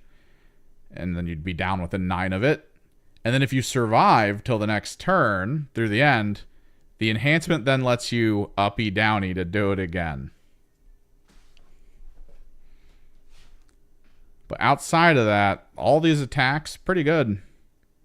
Twin Desecrator cannons. I'm guessing that's the on-shoulder mount cannons. Blast, D6, 36-inch. Strength 6, 0, 1. Yeah, these are the anti-infantry shoulder cannons. Demon Breath melta guns that everyone forgets this thing has. which on top of the harpoon shock rifle or harpoon warp shock harpoon, it's just really good that he just has these. Because even if this doesn't kill for whatever reason, then you've got 2 really good meltas to just go in with. The Geist Strike missiles, always good. The plasma cannon, if you go plasma cannon and volcano cannon instead. The plasma cannon's really nice. D6 plus 3 with blast. 832. Which is weird, because I think my plasma cannons on my Forge Fiends are 8. Or no, the plasma cannons on my Forge Fiends are 1033. That's kind of weird that those are like way better than these. It's the amount of shots, though, that's a little bit bad. But it's not the worst. Because technically I have 3 variants, so if you have a really big squad, I got a lot of blast bonus. Dark Flame Cannon, 3d6, 812. It's whatever. This is what you get with the harpoon, though. Sadly, with all this torrent potential, these things can't overwatch, so they can't just like open fire. The Brimstone Volcano Lance, though. Full field, because 60 inches is insane. Strength 20, AP 5, D6 plus 8, hitting on 3s. That's just another one of those crazy shots. What does he have, though? Enemies on the battlefield as reinforcement cannot be set up. Okay. He still has the 12-inch field of no setup, which is huge. I actually want to build a list around this, if I'm being real. I really want to build a list around having a Tyrant at the back with its 28 wounds. And he's T12, so he's still T12. I think he might have been... Yeah, I think he's T12 before. What does he give? He gives benefit of cover to War Dogs, which doesn't sound good, but against certain armies, and depending on what you have as a rule, I could long leash, if it still exists, 3 knights, like 3 War Dogs that are out of position that I want to not die so easily, so that they have +1 to their, or they have a reverse of 1 to their armor. So anyone that shoots them with like AP1 or AP2, I'm still rolling like a decent save instead of a horrible save. So yeah, let's get to finishing this guy, because let me take a look here. Okay. He starts with 2 Geist Strikes. They can be switched to Twin Desecrators and 1. So you can either do the 2-1 or the 1-2. Brimstone and Ectum. Yeah, so you only have the 2 variants. You can't be like, let me go Dark Lance Harpoon. If I could friggin' Brimstone Volcano Lance and Warp Shock Harpoon, I would. All day long. That would be my combo. But I can't. So I think I might do the Harpoon, though, with him. I'm not sure. It just seems so funny. The issue is if I Warp Shock Harpoon, it's because I'm planning on throwing him up the field with his 12-inch Deep Strike aura, so that I prevent enemies from appearing in the middle of the field with him. Because it's... Let me show you.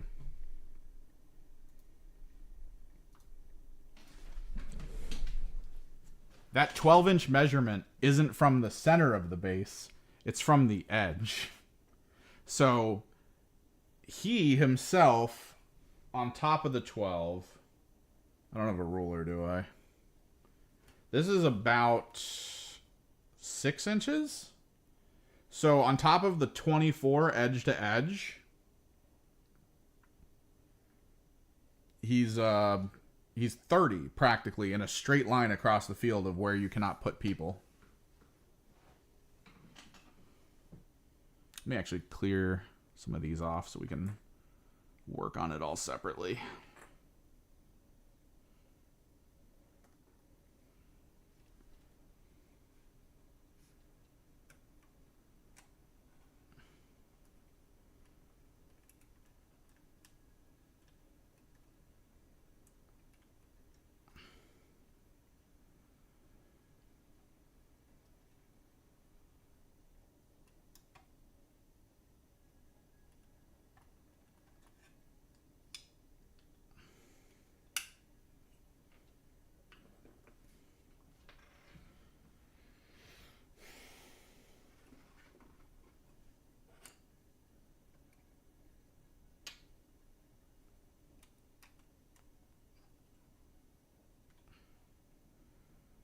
It's been a while since I've pulled them apart.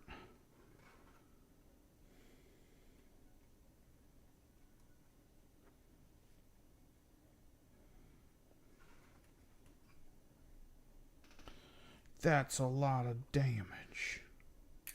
I do not want to snap this apart. I don't know which side's attached to the cannon and which isn't.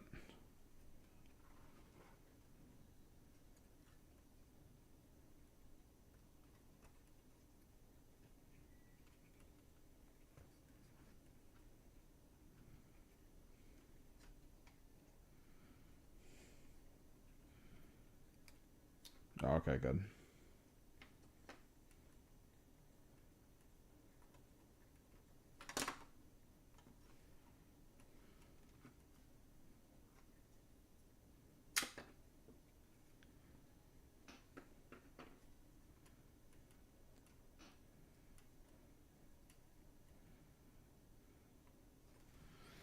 Always remember to magnetize your knights, ladies and gentlemen, because these are expensive to build, or expensive to buy and then build.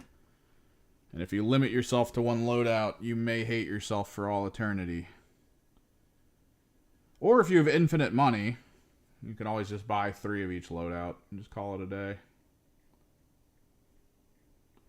6 of each loadout for the smaller characters.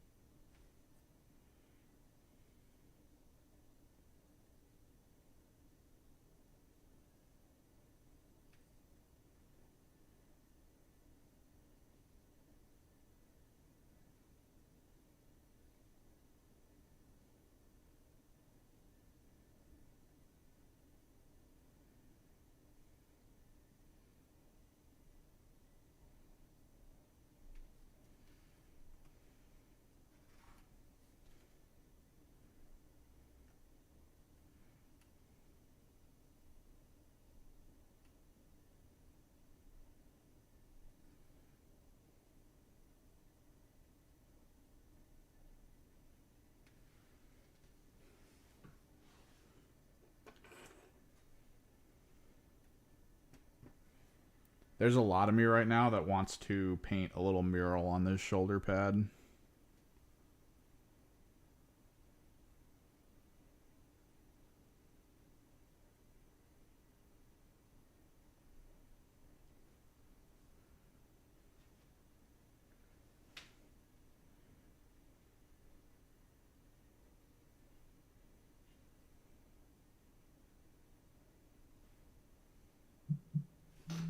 Phone call.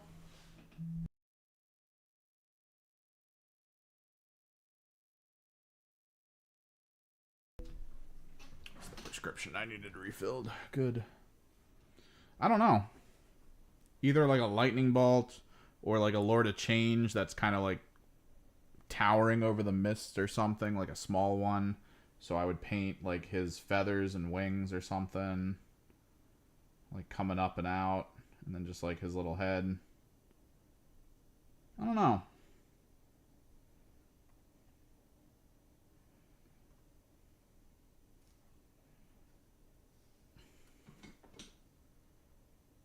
Could do. I could really, really, really glazing paint down this light blue green, and just do like eyes, like a big eyes looking through like the mist.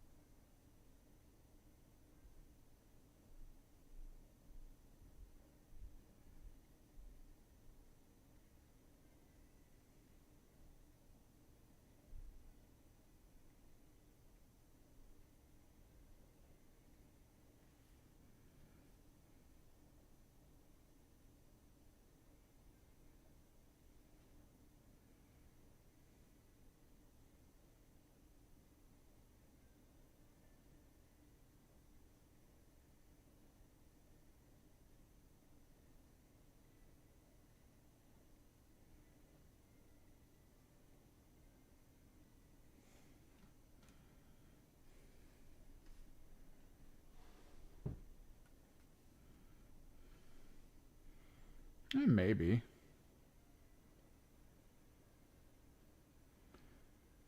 I mean, that's just flames, though. That's just like more of the same, almost.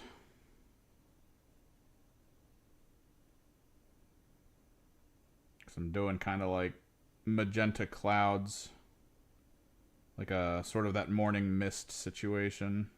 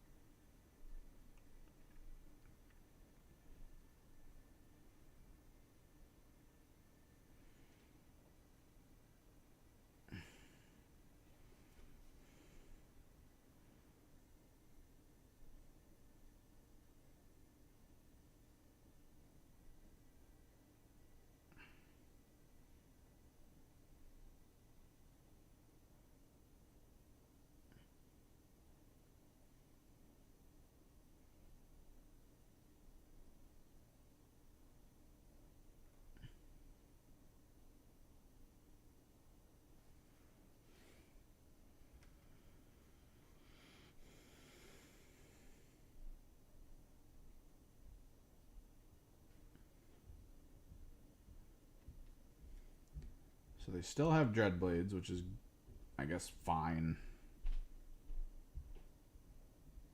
Bodes well for a lot of the Imperial Knights players that utilize the Knights as like boosters for their small Space Marine armies that they don't want to buy any more models for, but they still want to play in a 2K point game.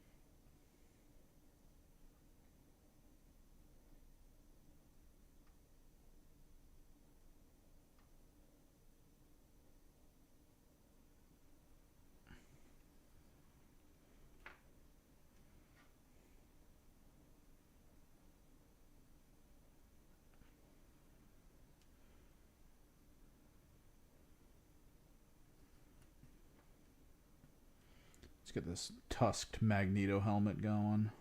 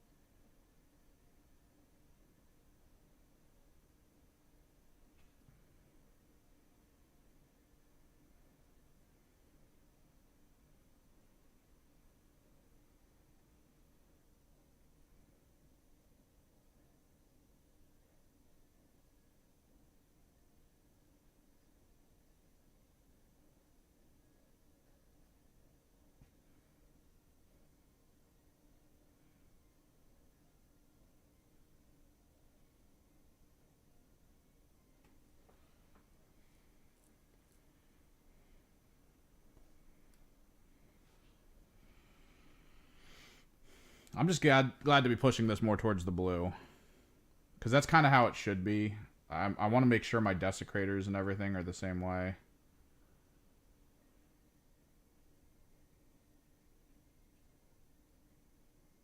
Because the pink was always a lot overwhelming. Since I never really pushed as far as I probably should have to the blue.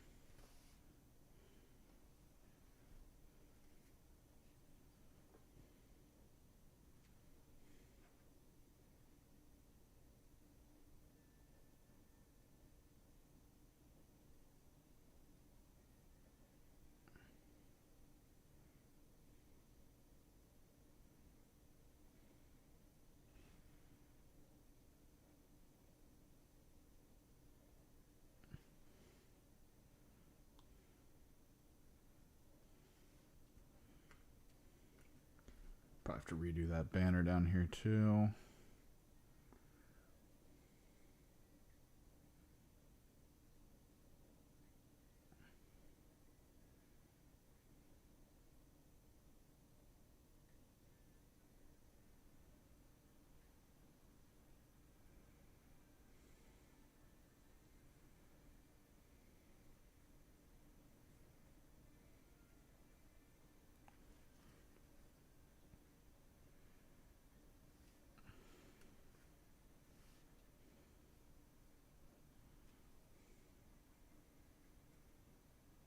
Well, I mean, pink and magenta are very strong, striking colors. Very attention-grabbing.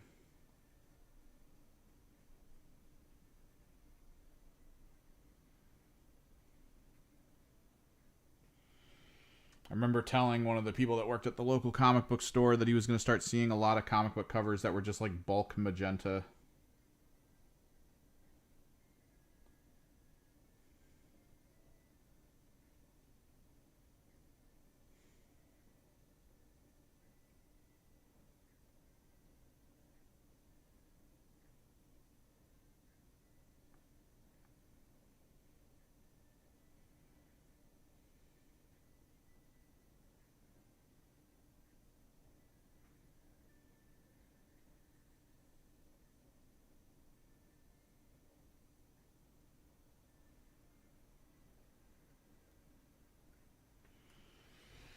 Didn't believe me. Lo and behold. Like half the comic books on his shelf the following couple weeks and months even were basically like a really nice picture with a pure magenta background.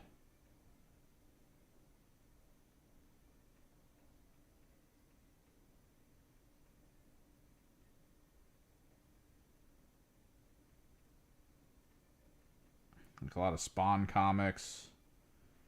Almost every Paper Girls comic that came out was pretty much just like weird cover that makes you wonder what the hell you're looking at. Magenta background.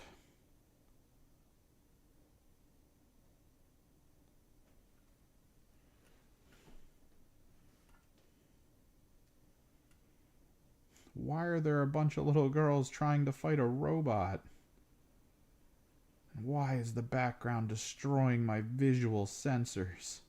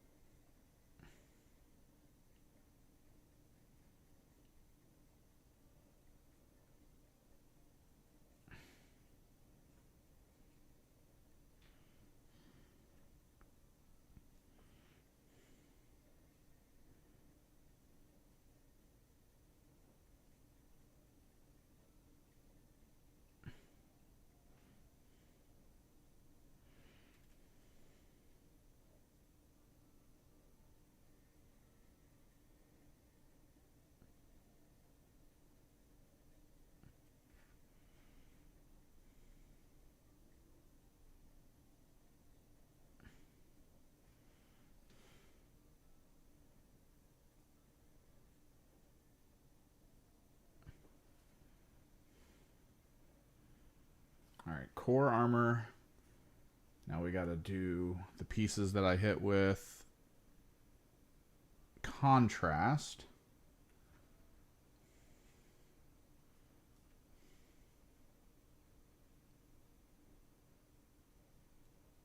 Because we kind of want to move a little bit away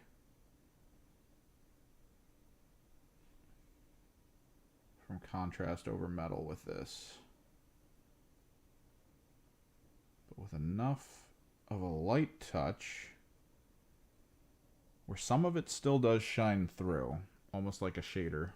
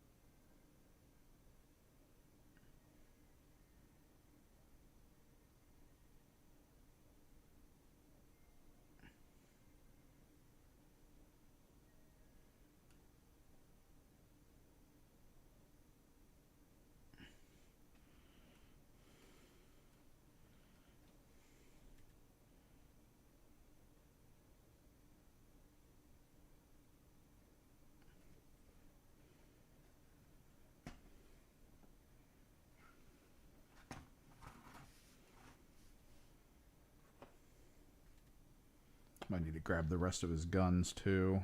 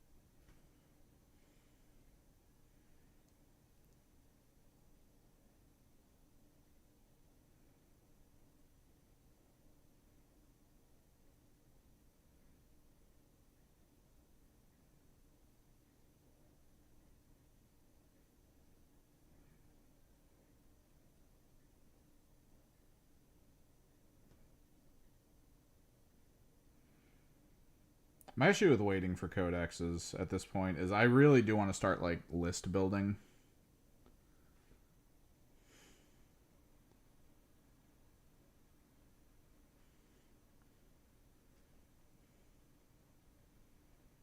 Like the timing on these recent codexes have been hot garbage. Thousand Suns Codex the week before a tournament I go to every single month at this point.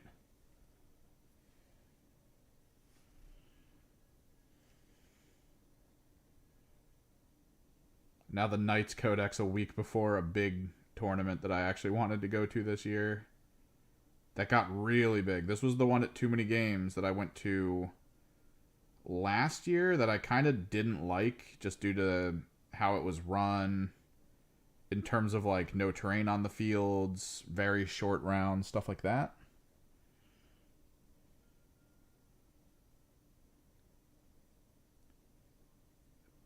It only had like 20 players at it and a few people dropped, causing there to be like an odd number. It was not a good situation. This time around, the signups for it were up and completely full like 2 months in advance. They seem to have gotten their crap together.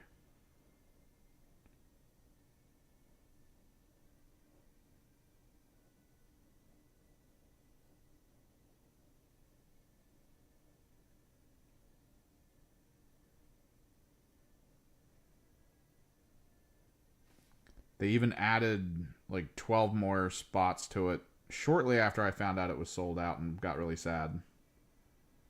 I'm fairly excited to go to it, even though the panel I'm supposed to usually be on is the day of the tournament, which means I'll probably not be doing the panel, which is fine, honestly. I feel like it's going to be another year where I bring up the fact that the audio for the panel sucks. And this keeps happening. Because John wants to do a Q&A every single time for the panel. Because it's easy. I mean, you don't have to, like, think too much on it. You just show up and ask people if they have questions, basically.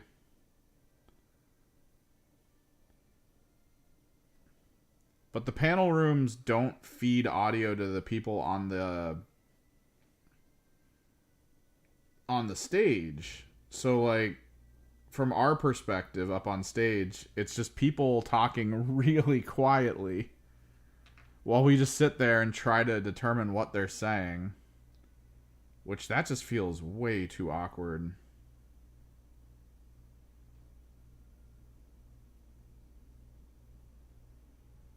This year I was actually going to be like, when we got on stage, I was just going to look at everyone and go, so we're just going to walk around in the audience, right? Because, like, I swear to God, every question. It was, what'd you say? What'd they say? We're not even old. It's just there's a nightclub blasting music next to us from the other stages. And we're just up on stage listening to people be like, what's your take on the movies? I have no idea what you just said. Trying to ASMR me from across the room.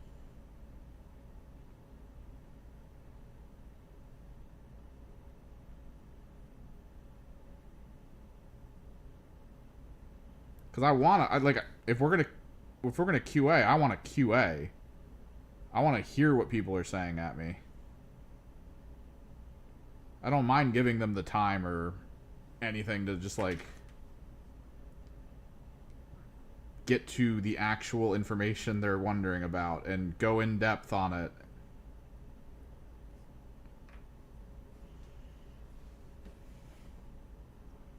I'm 100% down for that.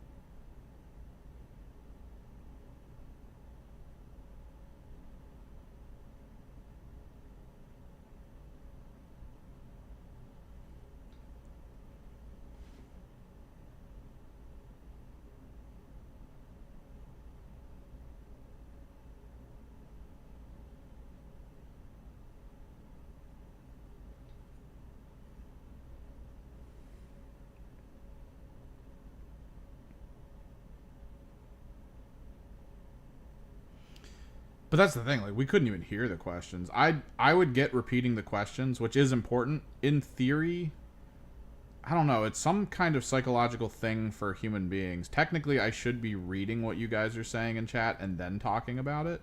And there's something about that that's a little bit more appealing, I guess, to people, is to hear me say the thing that's typed. I don't know what that is. It might be because you don't get tone online. So I could read that in an angry tone, even though I'm pretty sure that's not how you did it.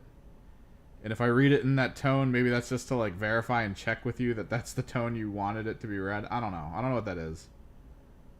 It's just weird. Or maybe it simplifies things so that people understand like neutral toning when talking.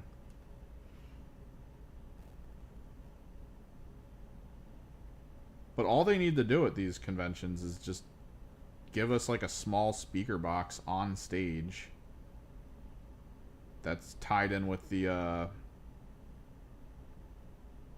audience based microphone, and then that's it. Like, and then our microphones are for the outward.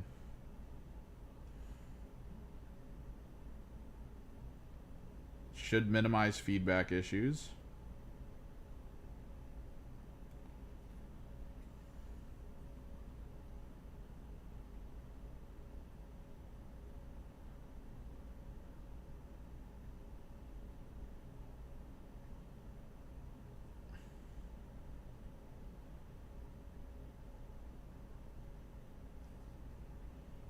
I kind of hate that feeling of wanting to actually interact with the audience, but not really being able to properly.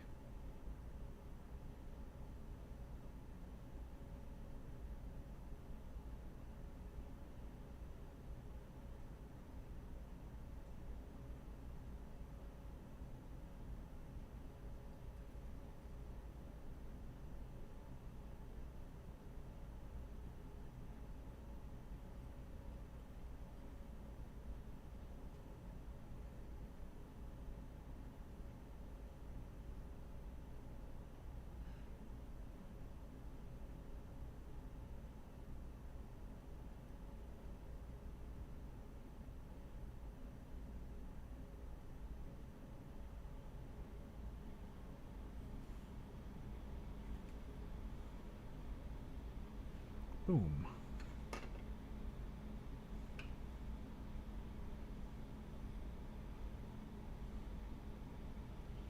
What should we do as murals if we want to do murals? Because technically I could do the murals on the Abominant shoulder pads too. It's something I've always wanted to do, a freehand mural on a really big knight shoulder pad. It'll sort of be like an excuse for me to like keep not illustrating, I guess. It's like, oh, I don't need to make illustrations because I painted a shoulder mural.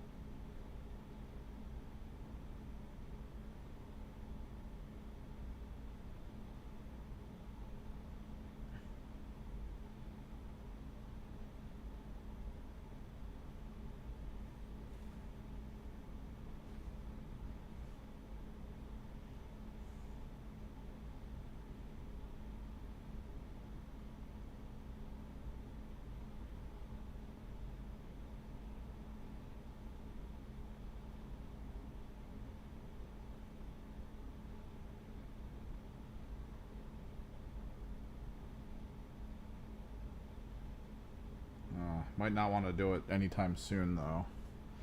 Because I swear to God, if I paint murals on these shoulder pads, all the work I've just put into the Thousand Suns will become meaningless for tournament play.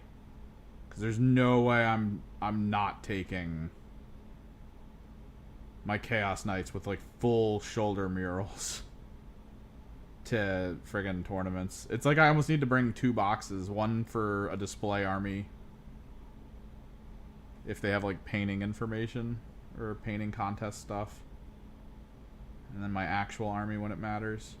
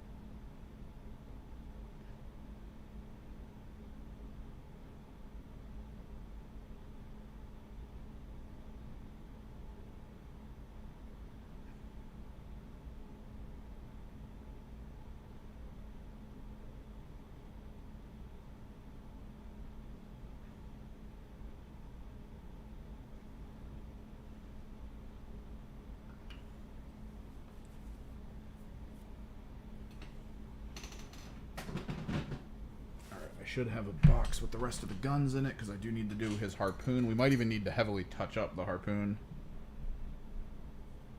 because I remember putting only like a little work into it because I thought it wasn't that useful.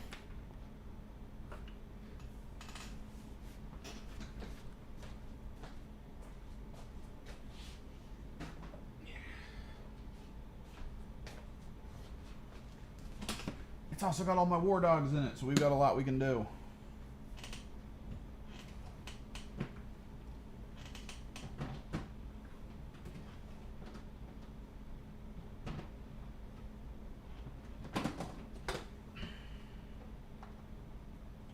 Flame. Harpoon.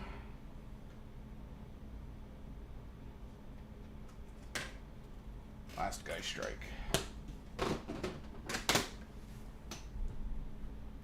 Oh, there's always more. We haven't even touched on the Phalanx models yet from Thousand Suns.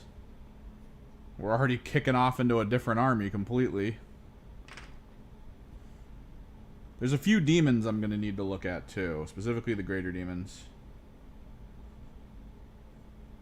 and only like a couple parts. It's not that big of a deal. I highly doubt I'm going to be wanting them anytime soon, is the thing.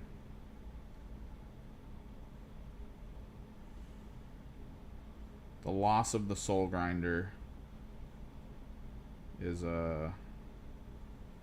very disheartening for the use of my demons.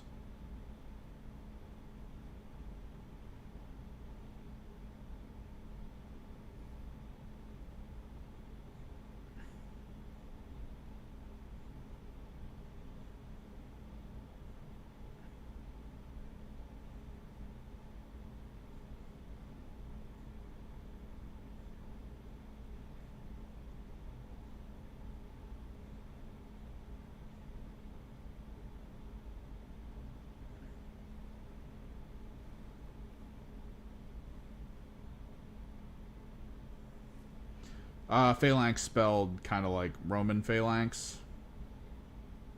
We have 60 Rubric Marines and 20 more Terminators to go into, as well as a handful of Sorcerers, Exalted Sorcerers, and Infernal Masters.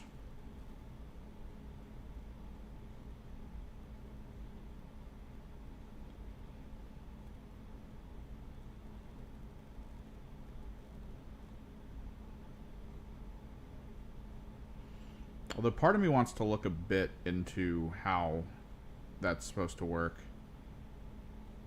Because I think that list might actually not want too many leaders. Maybe.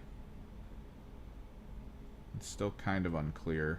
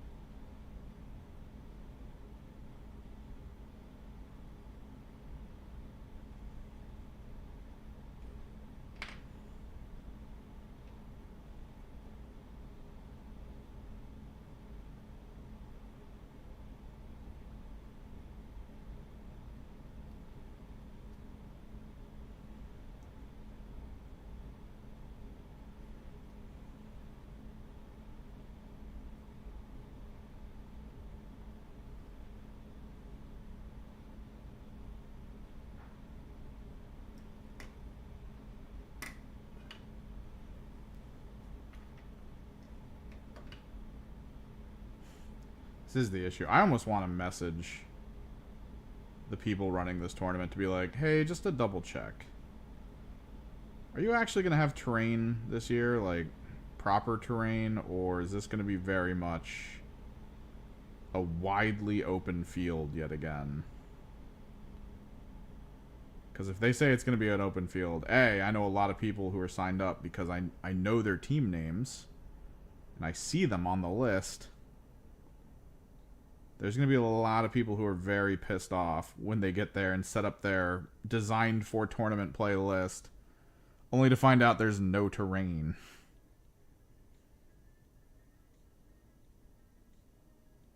Ain't nowhere for you to hide, bro.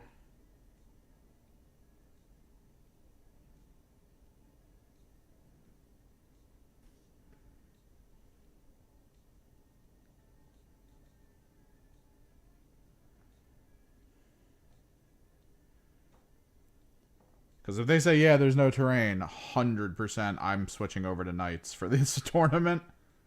I'll probably bring a tyrant just because, like, that'll be the only thing on the field that gets benefit of cover to anything.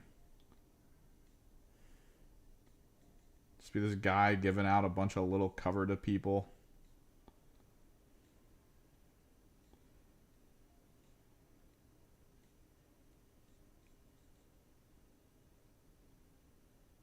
It's the only defensive team that would be really good on no terrain out for what I own. The best would probably be Imperial Fists, the Vanguard detachment. For the -1 to hit outside of, I think, 18 inches. Knights get that now, too.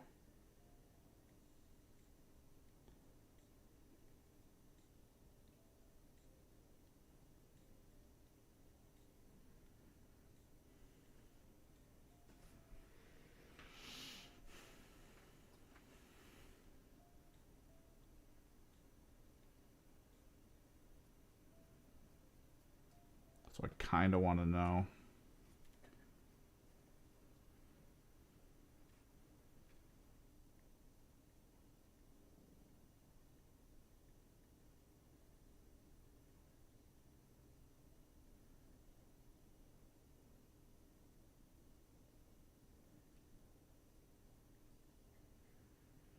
Because in that situation, I'd probably even run the Volcano Lance.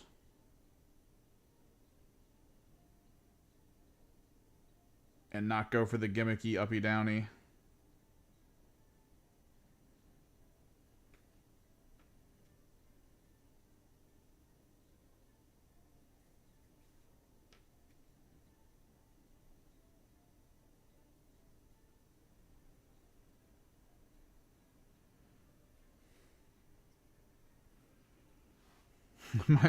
What? If I say stuff, will you know what I'm talking about, Broshi?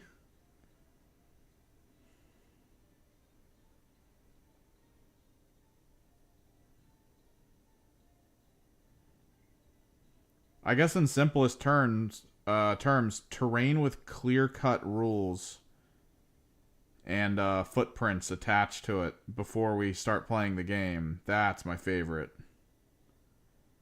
I don't want there to be, like, questions. I don't want there to be, like, minor moments of, like, oh, I mean, you can kind of see me maybe, but maybe not.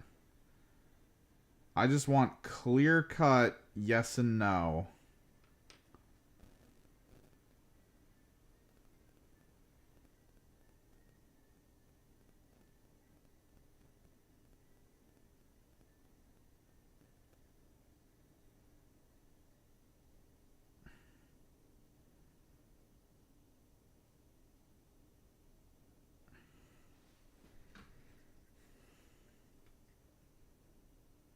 So, like, I don't care what terrain it's made out of or anything. Like, I don't...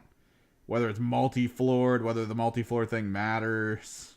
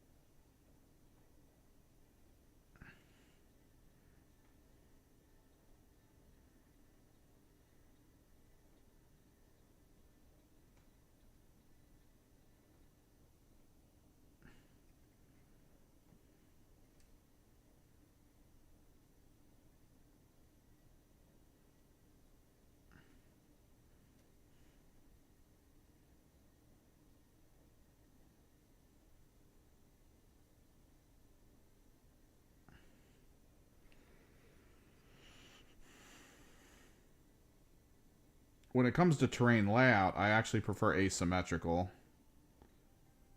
I get why people avoid it in tournaments, though. You don't want to feel like you lost because the map you were on was like the one where your list might not work if you get the defensive side.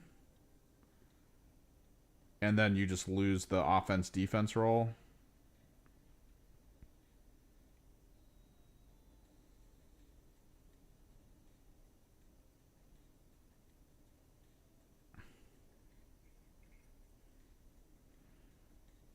But at the same time, I mean, if you're playing a tournament, you have to build a list that is supposed to overcome all opponents, right?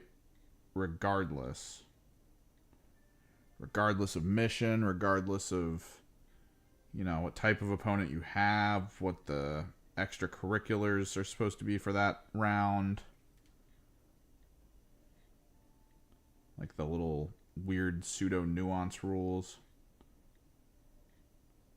You need to be able to like deal with it.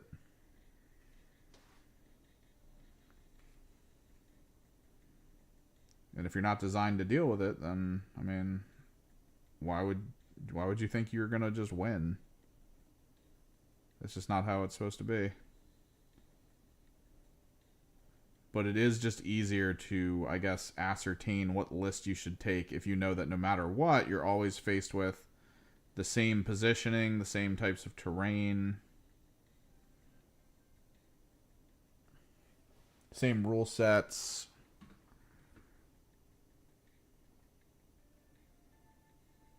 Just makes it easier for people, I guess.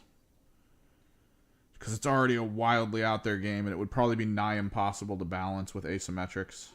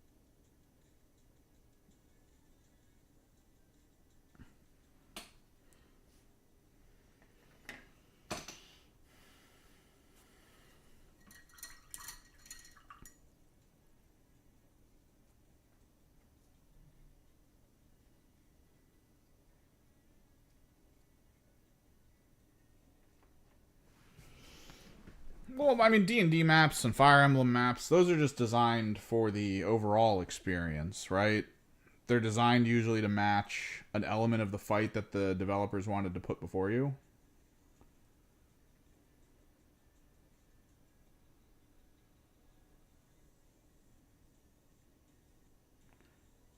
It's more to give you a challenge to overcome.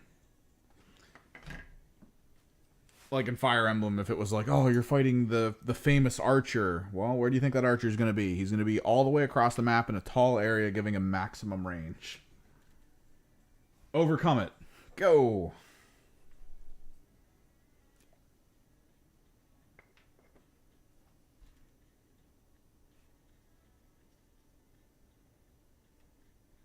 And the same thing with D&D. Usually, not always.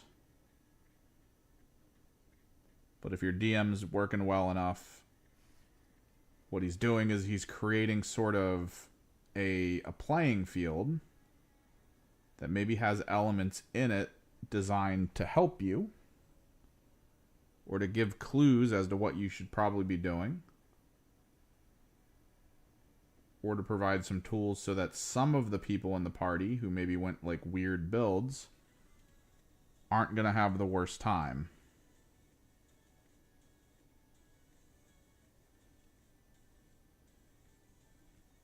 And then sometimes the DM forgets a lot of the things the party has access to, which suddenly just allows the fight to easily be won.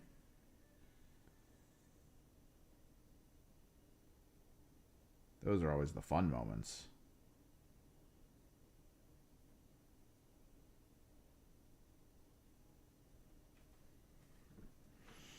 I occasionally get clips from Dimension 20. And it'll hit me with some of those where the person's like, oh, I do this, and because I have this bonus, that means I roll like 20 extra damage dice. And then all of a sudden, whoever the DM is for that event is like, oh, crap. Oh, I forgot you could do that. Well, fight over, I guess.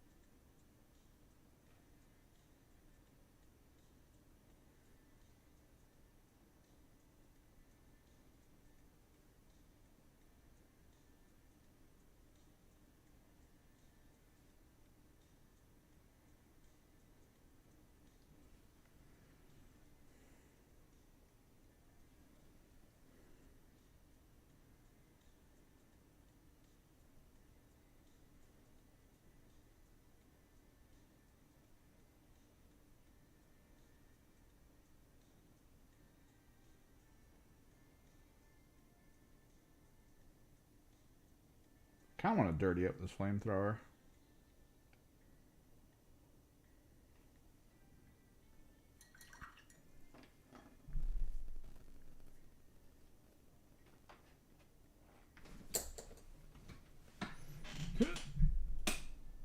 My brush.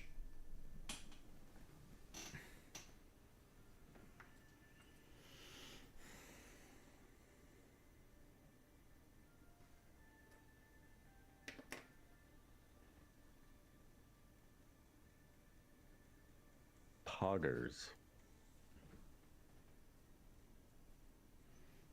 Thanks for the subscription.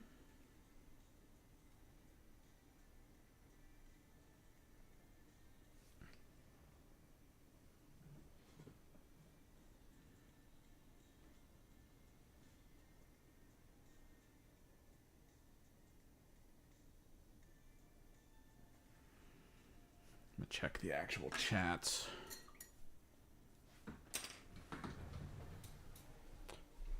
Poggers.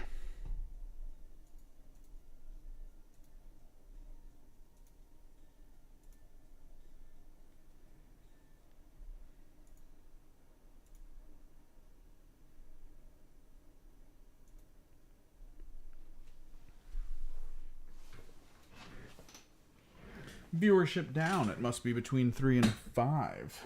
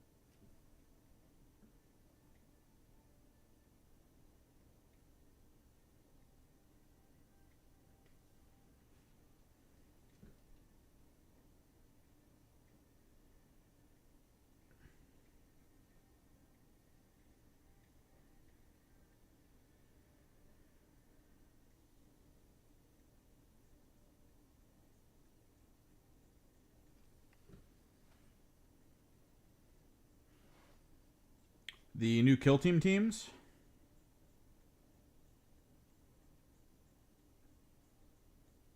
I mean, dear God, we've been waiting for Tyranid for quite some time.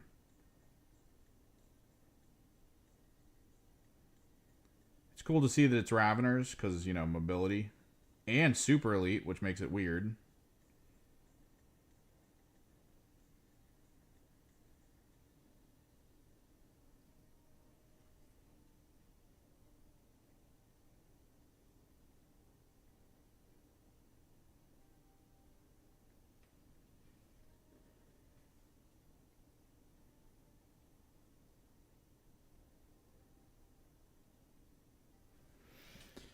My main thing, though, is the AdMech. I actually kind of like the AdMech.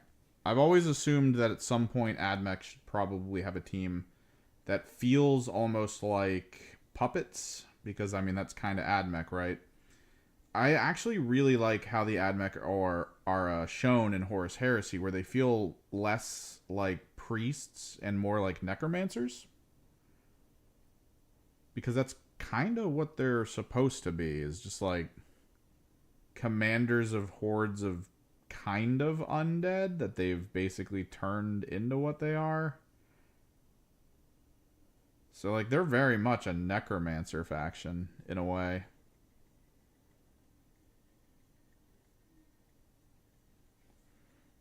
So to see that play through in the kill team by having sort of like singular module people who are the center points for putting out orders,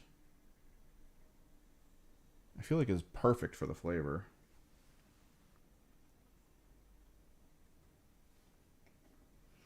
All right, we got to do once-overs for all the energy. We got to get the green down.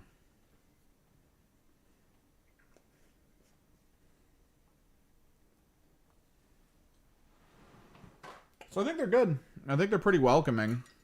Considering that Season 1's supposed to leave competitive in September, it's good to have an AdMech team sort of set up for that, right?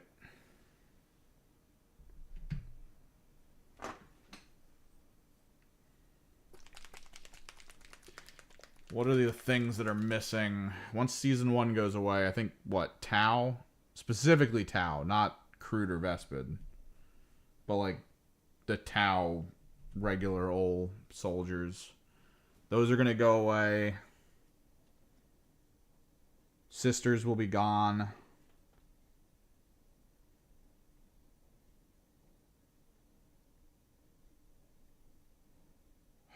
Like a demon-y team, like Nurgle. With the Gellerpox. That's going to be gone.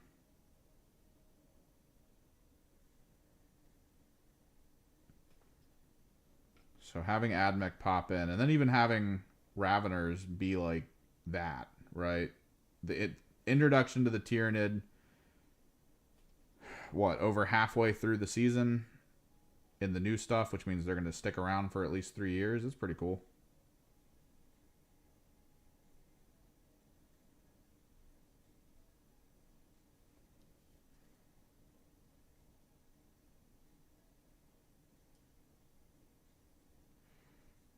The terrain in the box is great, too, because we don't often get Xenos terrain. If you're a long-running purchaser and fan of Games Workshop products, you know that we don't really get Xenos terrain all that often.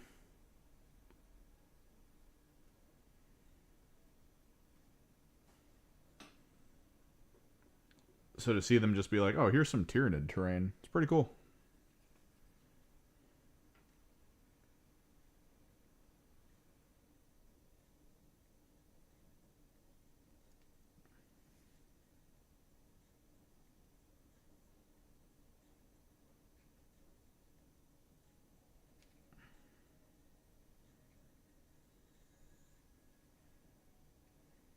I'm pretty sure they also showed off an NPO box for like a very organized NPO mission involving Gaunts. But I haven't seen them talk about it. Maybe that was just me looking at something wrong. I don't know.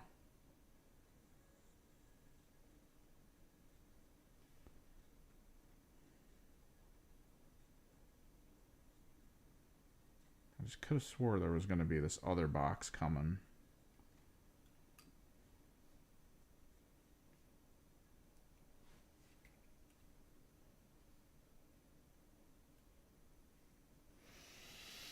But yeah, so Blooded, which not that big of a deal because Blooded are kind of just like chaos cults, which we have it.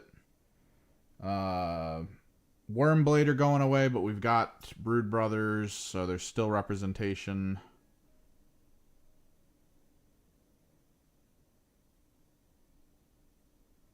Harlequins, that's going to be a big hit. I know the Aldari are in, but like Harlequins were always very unique. There are some rules that the Harlequins have access to that would blow your mind. I love Domino Field. Or whichever one, I think it's like Prismatic Blur. It's whichever one states that, like, if I roll a dice to make a save against your attack, right? Like, let's say you roll 4 hits, and 3 of them are all on 4s. And then I roll my saves, and one of my saves is a 4. I can just negate all your hits of 4 with 1 save dice on a command point spent. Like, that's just, that's so cool. They have such fun little mechanics. They're all about to get pulled before their time.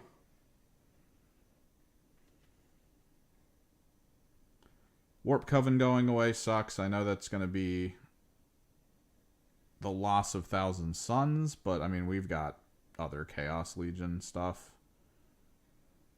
It's not the worst.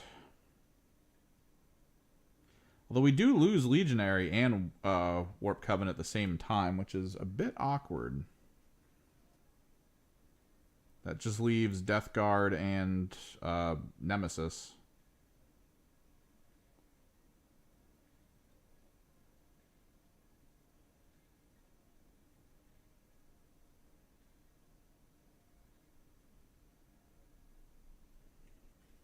Which Legionary can easily be run as Nemesis.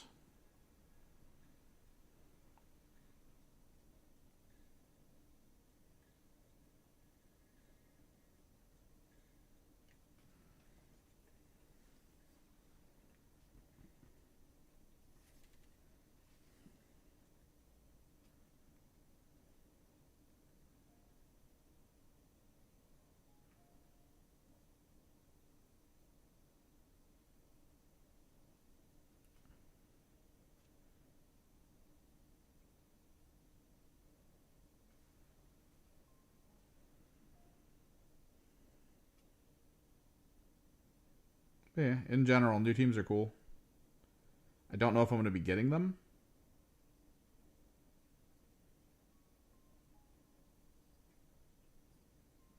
Because budgeting is tight. Thousand Suns release. Chaos Knights book coming out. Although I'm going to really try hard to not purchase more Chaos Knights. I already had more than I need. So I'm hoping whatever I have left over from the current iteration is more than enough. That is very much a big hope. Don't think I want the Ruinator. I'm hoping I can build my old idea that I tried to do around my Castigator. And I'm thinking because Executioners and Brigands are about to be on very close to similar terms, I think there's a chance.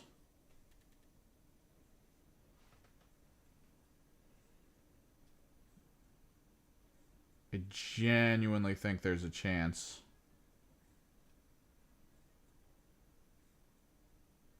That my Executioners, I'm probably going to want 2 to 4 Executioners and to keep them near my Castigator. Maybe. I need to see what the rules say with the Castigators, because the rules they leaked didn't show any of the larger knights. It would suck if they were just like, yeah, we're legendsing those. We gave you a year. Hopefully it was enjoyable.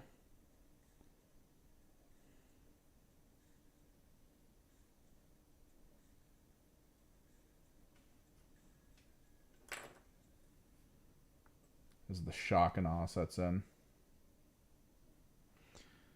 My main teams in Kill Team right now are Mandrakes or Death Guard. I love Mandrakes. They're great.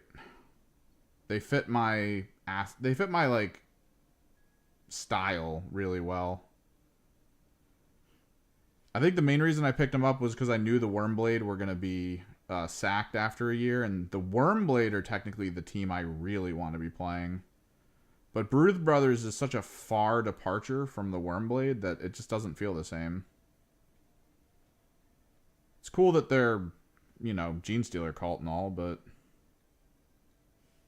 I really am going to miss the Assassins. I loved the Keller Morph. I loved the Talon, both the Dagger and Sniper variant.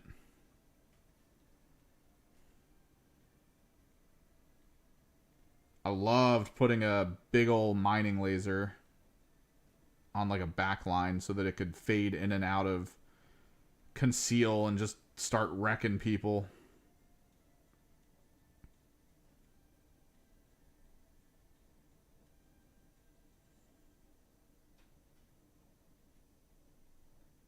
Moving a seismic cannon up to a horrifying position.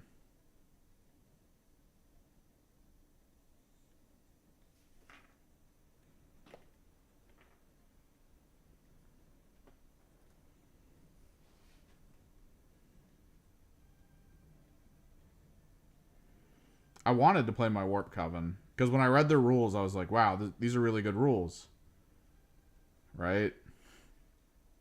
And then over time, I started to realize, like, they were really good rules. Like, needed to be nerfed badly rules. So I ended up just not playing them that often. Because I don't like doing that. I'm not playing in, like, big clout-chasey tournaments.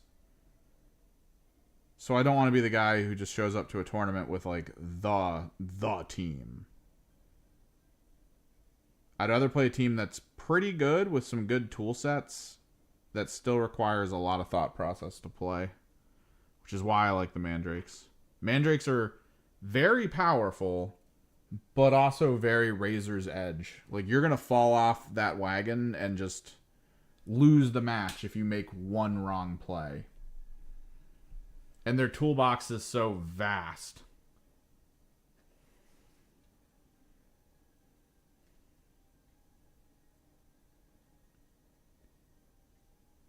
That it's very easy to find yourself in a moment of being like, oh, I need to do this now. And then you do it. And then it was the wrong tool. And you lose a model too easily. Now you're down a guy early on just trying to fight back. Tempo's basically gone. It's not good.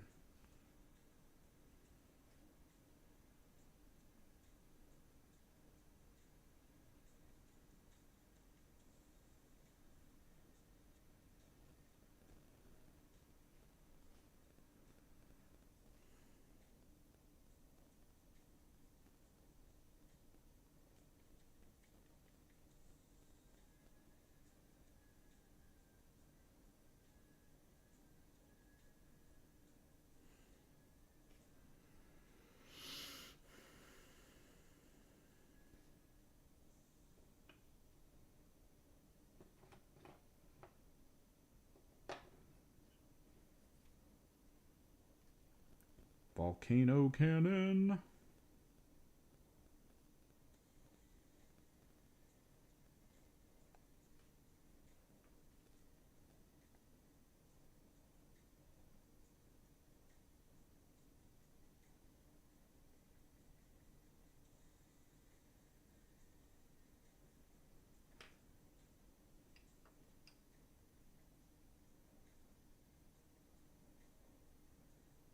Probably look at the leaks again, try to make sure they didn't completely ruin my Desecrator. I think they did.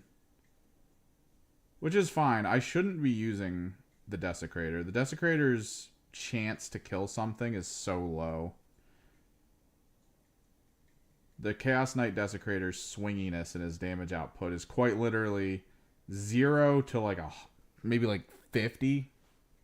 I have a full Chaos Knights army. What we're doing is we're repainting.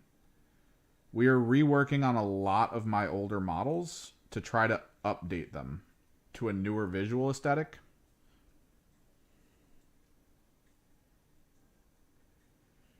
A lot of what I used to do involved using contrast over dark metallics,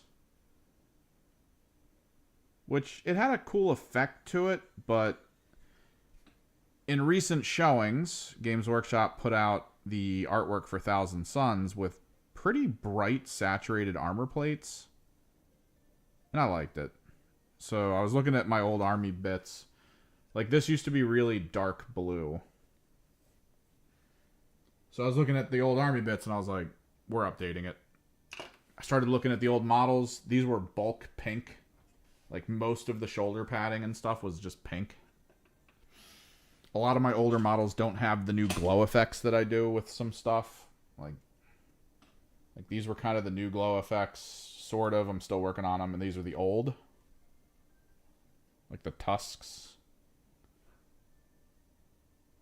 It's just a difference of vibrance. So I want to go back in. I want to update things at this point.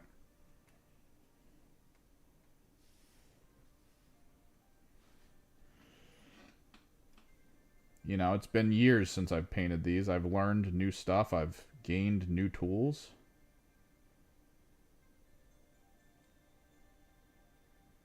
I think it's time we try some stuff out.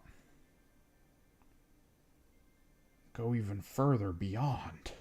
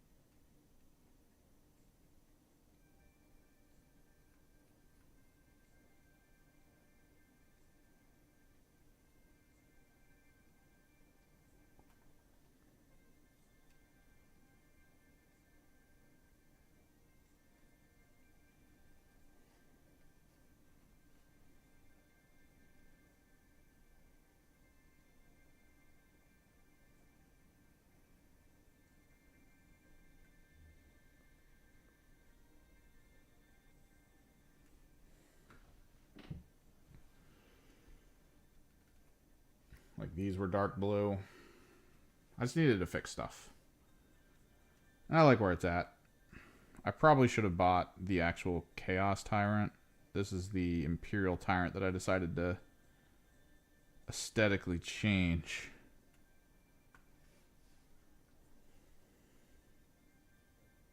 Probably could have looked a lot cooler with the upgrade bits that comes with the Chaos Tyrant.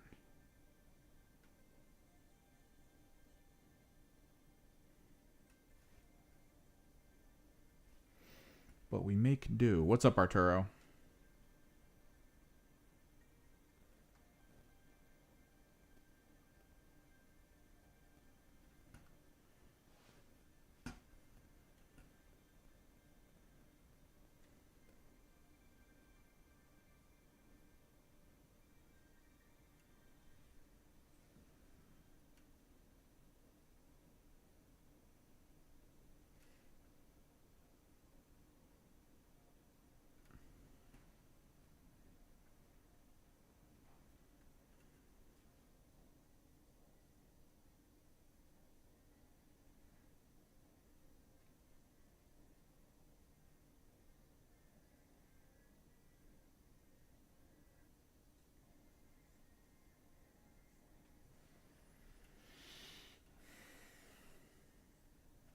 Oh, that one's done-ish.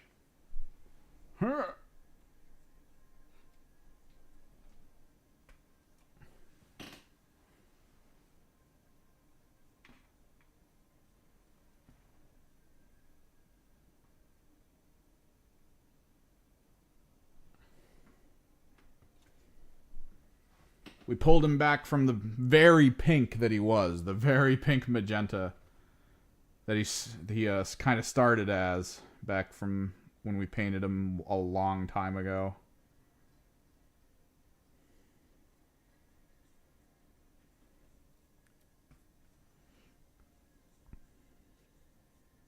So he's pretty much set.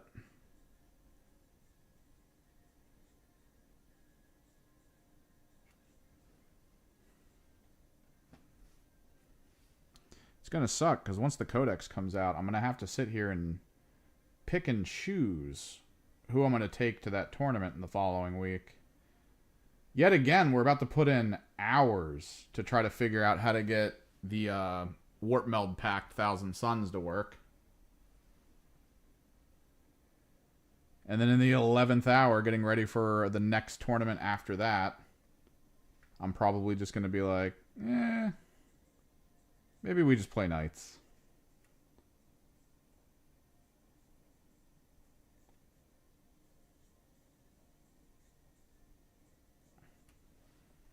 I just fixed up all their paint jobs.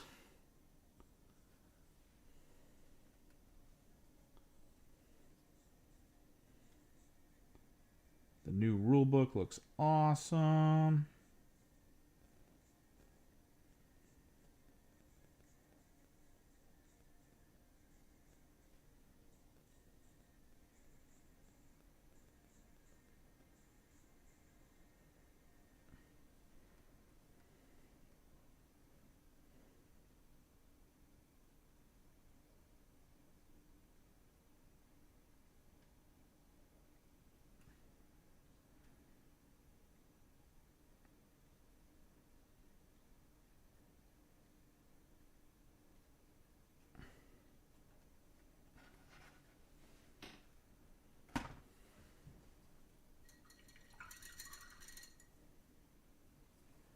Do kind of want to tone the back gold a little bit more maybe while we wait.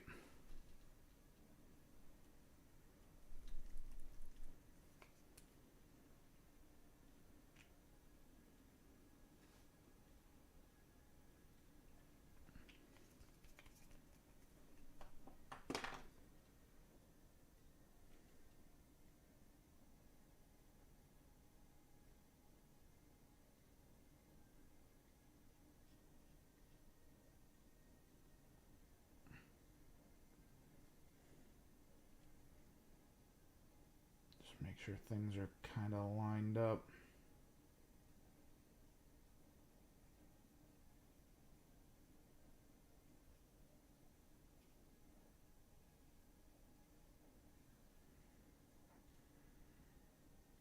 I also need to get stuff pushed down into the vents.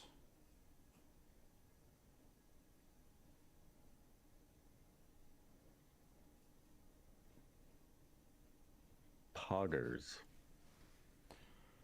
Poggers.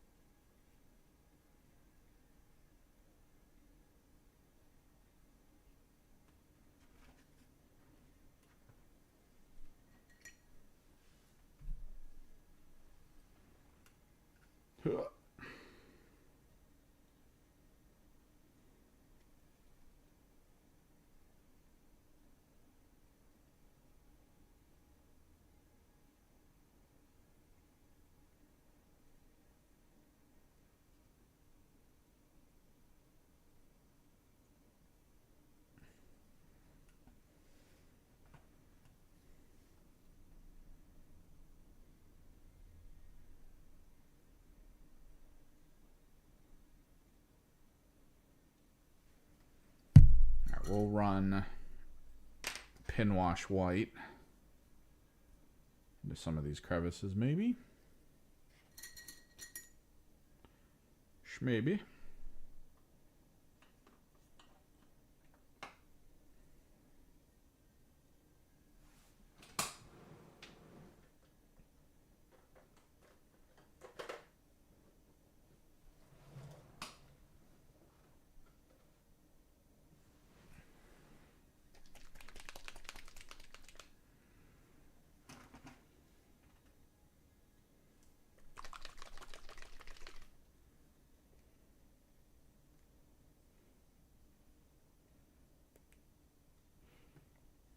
But yeah, got a game on Friday.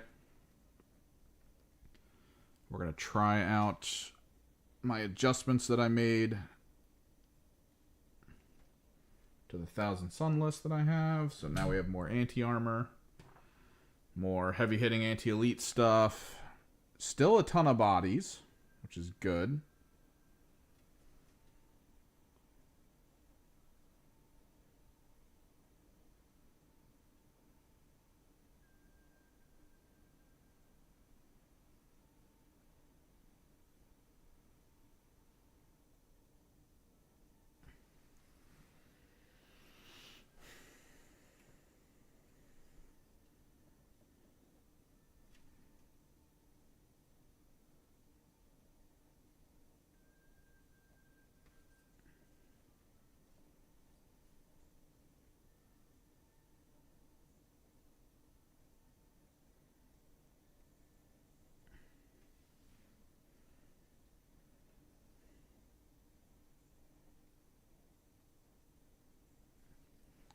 I want to hit these with light, so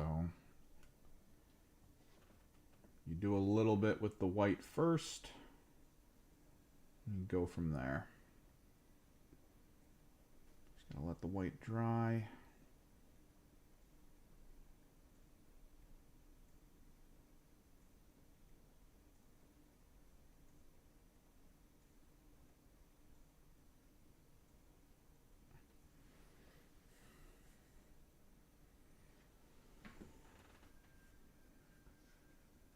I'm going to retone these with Garagax most likely, make them darker.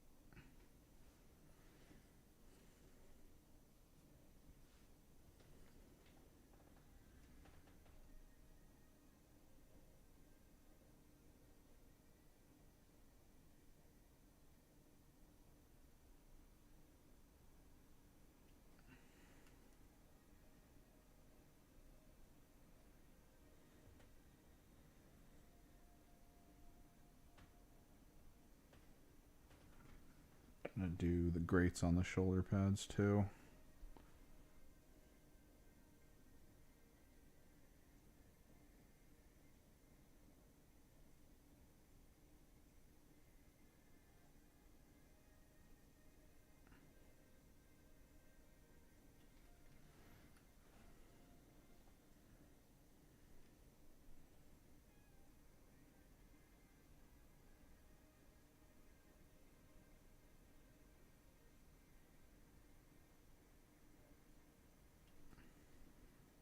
Poggers.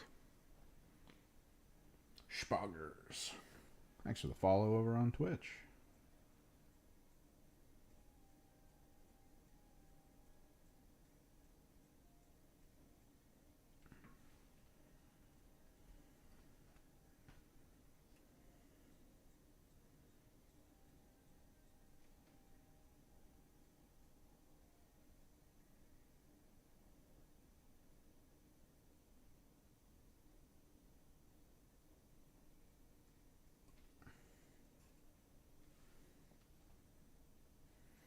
Oh, thank you. I try to be very bright with my color schemes. It throws people off when they see them. Because, I mean, in the grim darkness of the far future, there is only the rave parties that are my armies.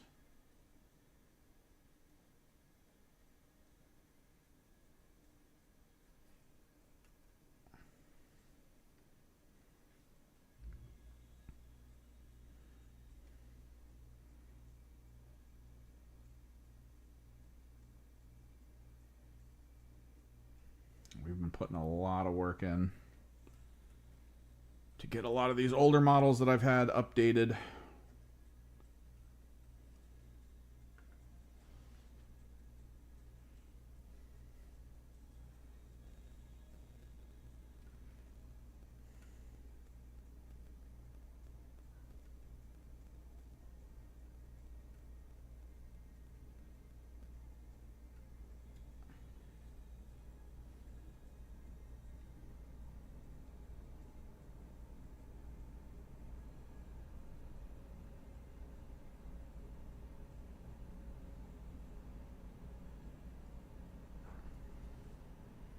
Yes, AC. Cool stuff down. Too hot. What you up to? You got any projects you're working on? Any fun stuff you're doing? We have so much to go through, man. I've got 2 other big nights. And then 8 small that I gotta make sure are fully good to go and up to date. Visually nice.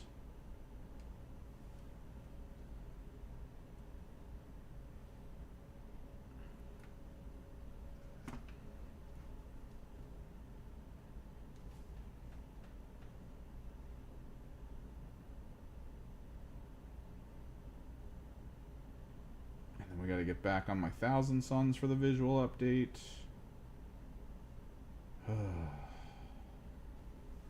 The struggle bus is real.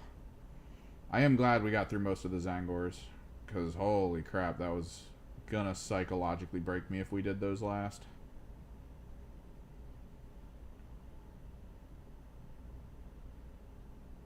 I think the Rubric Marines and such are in good enough positioning and like adjustable condition that I'm not going to worry that hard about it. Like, getting them to be blue is fine. Purple and red, because there's 3 different color schemes. But it's mostly just on the shoulder pads, heads, and arms. And like a little bit on the legs, and then that's it. Alright, while we wait for that to dry, let's bust out the Garrigax. One of the greatest toning colors of all time. We'll tone this.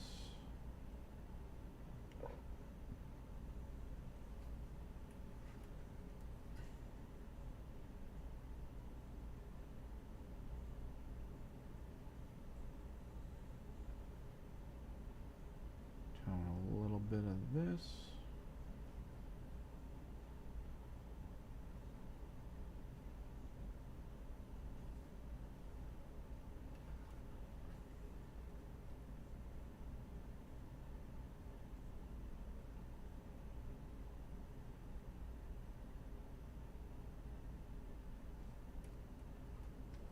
Let's tone the targeting things.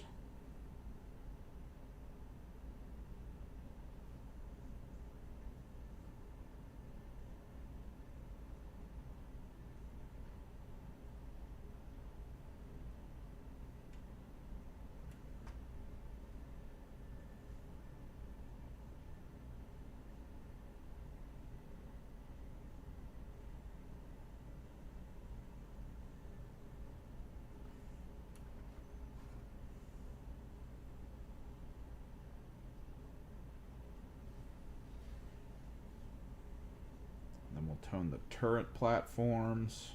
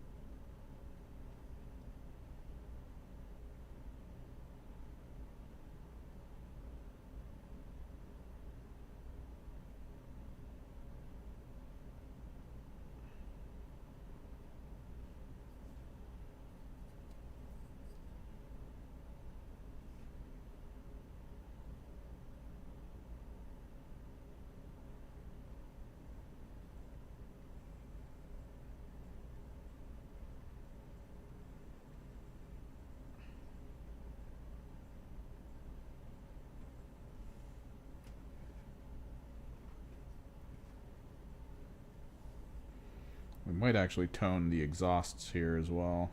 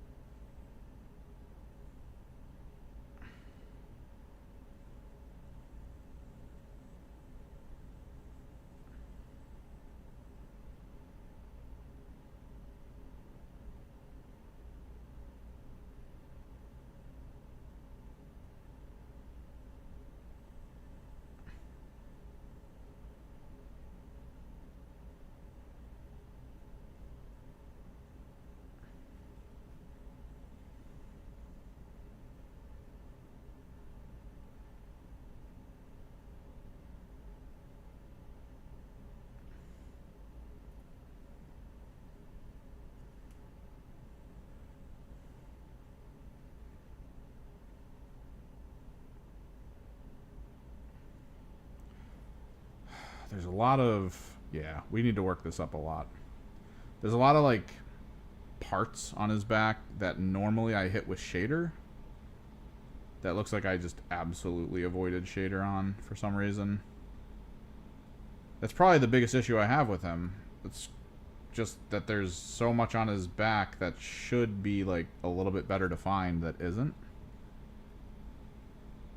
And I guess that's because when I first put them together, I just opted out of doing it. The Abominant had shader on it, and I'm pretty sure the Abominant was made before the Tyrant.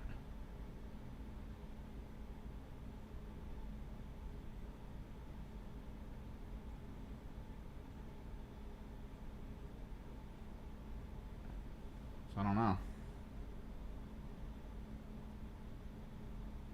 Oh yeah. The true benefit of airbrush. Smooth, clean metallics. Oh, we gotta do the door too, I think.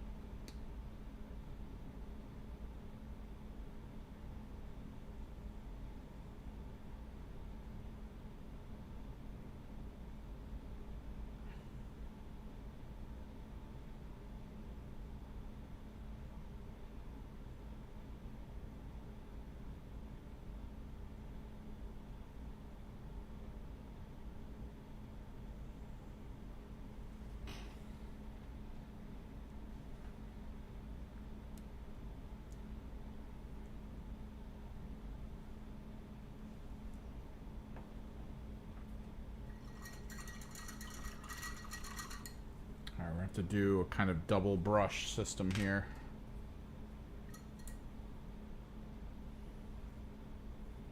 still haven't gone in on fixing his loincloth banner thing. Where's Druchi? Oh no, not Druchi. We're doing Drakkenshade. Drakkenshade. Again, PSA. I know a lot of people will point you to things like Argos Dunes. Or not Argos Dunes. Agrax Earthshade. There it is. Or Nuln Oil to use as shaders. And yeah, you can. I'm not gonna knock that.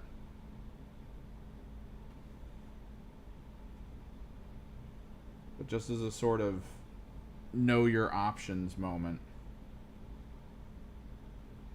there's a lot of colored shader on the market. And in my opinion, shade coming from actual hues that are outside of like earth tones or gray tones, wildly more interesting looking. Citadel has a couple that are pretty good. I like Druchi Violet, Drakkenshade, or Drakkenhof, what is it? Drakkenhof Nightshade, also a good one. Solid picks. But there are some from other companies that are really intriguing to me.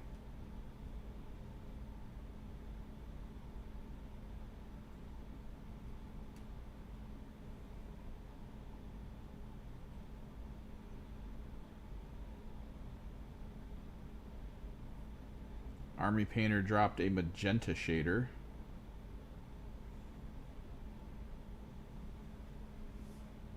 Oh yeah, grimy effects if you want to go that route. The quick and easy grimy effect from the Citadel line alone is just Agrax Earthshade. Just do that. If you're a big vehicle and you want it to look like it's leaking oil everywhere, Nuln Oil. Just overload it. But man, picking a really nice color to exist as the shade is just so good. Druchi Violet is what I used on a lot of my War Dogs. And the War Dogs are very similar in their general color. So a lot of magentas, a lot of blues. So to have like a purple shadow just makes them look really cool.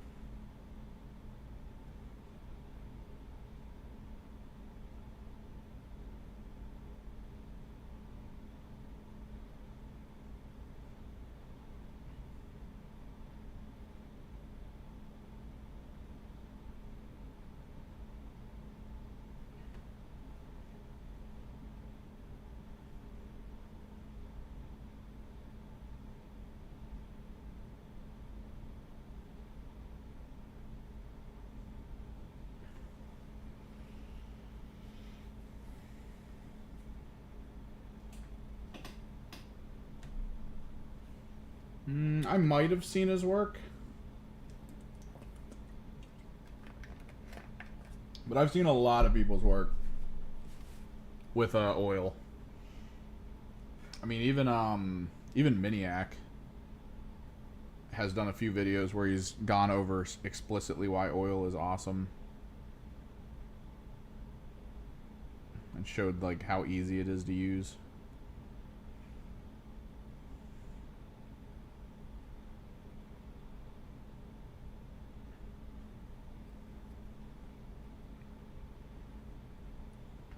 Yeah, he did like, he didn't just do it grimy. He done a couple things I think at this point where the oil was just super kind of meant for other aspects of the work that he was putting together.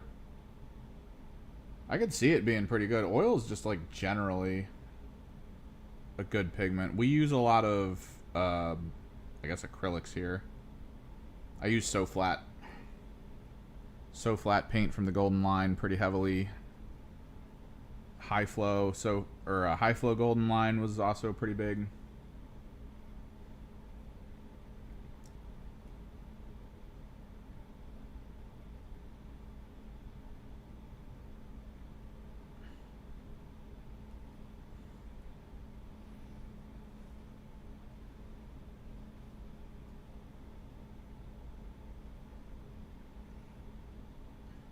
we do the kind of common Bob Rossian approach to some painting. Wet on wet.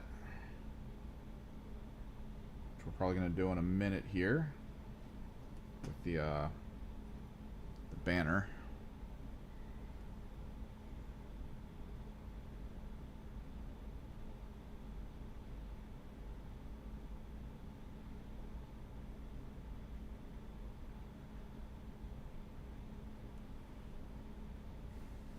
Just want to pin wash the panels with the Dragunov.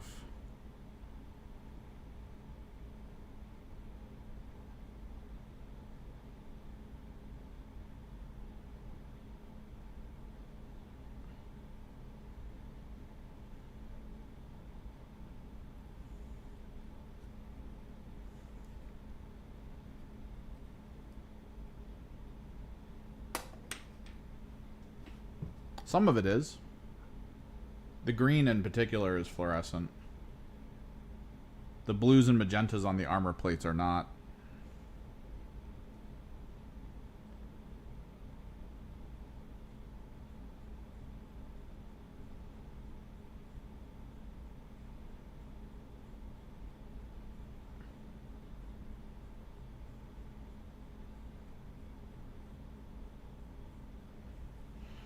Because in this house, we are grim neon.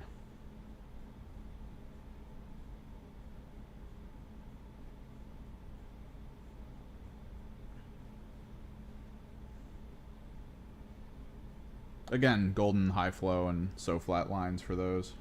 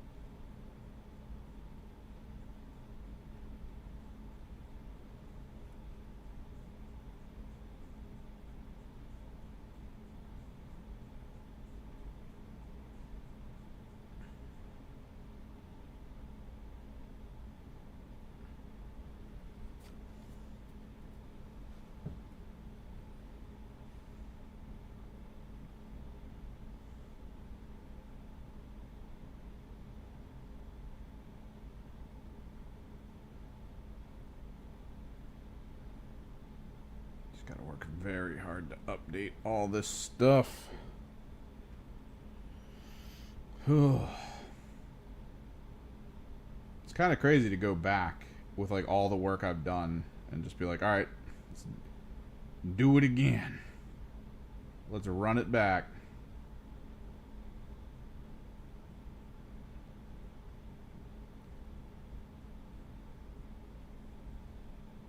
Let's fix this stuff. Let's go over here, fix that.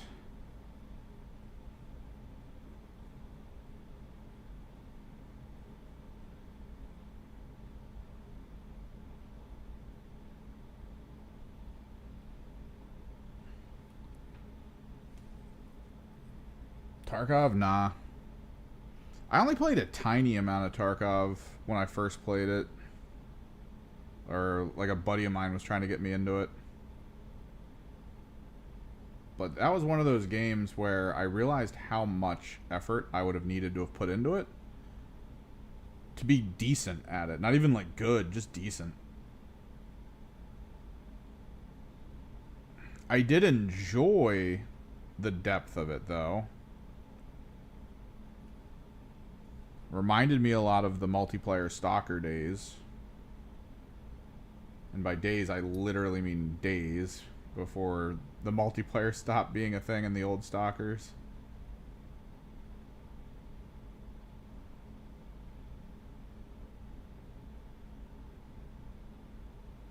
did really scratch that itch.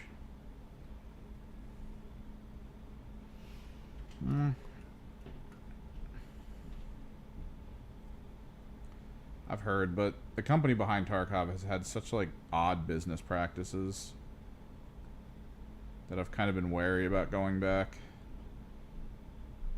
Because something doesn't sit right with me.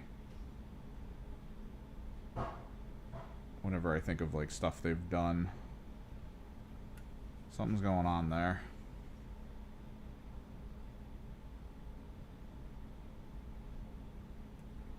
Not as bad as Star Citizen, but still, there's something happening. Feels a little skeeve.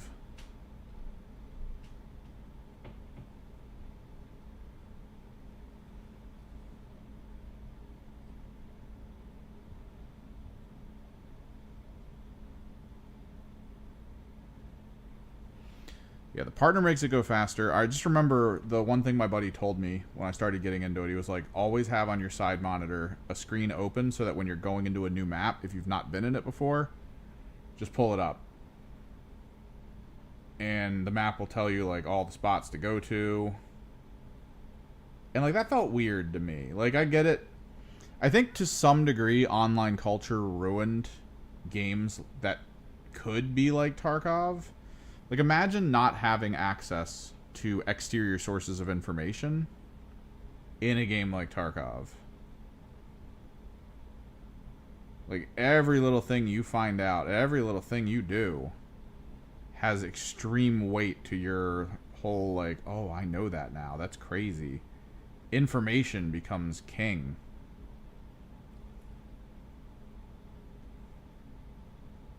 Running into other players and being like, yo, did you know about this? Just becomes this huge function. But now it's just like, oh, just go to this forum. Look at this map. It'll tell you where to go. You barely need to think about it. It's like, on one hand, good that it's there. On the other, it's like, oh, it could have been so much crazier.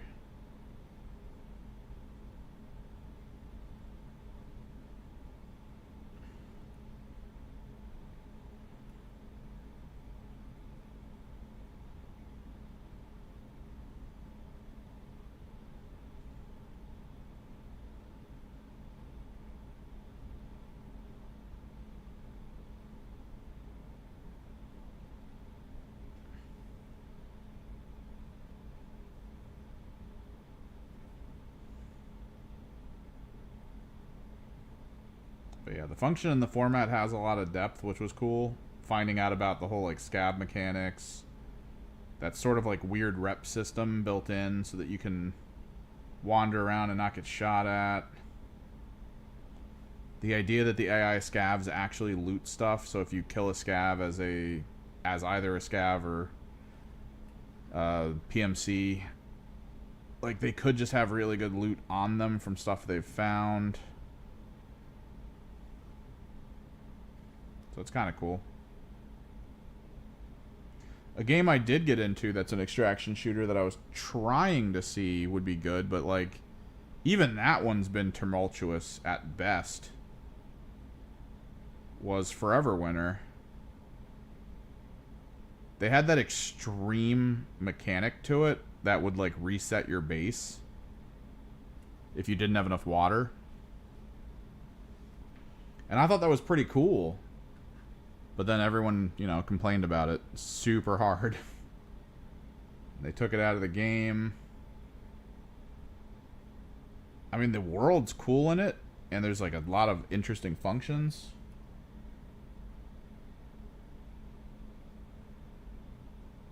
But it just felt like they were running as fast as they could away from the thing that made it interesting.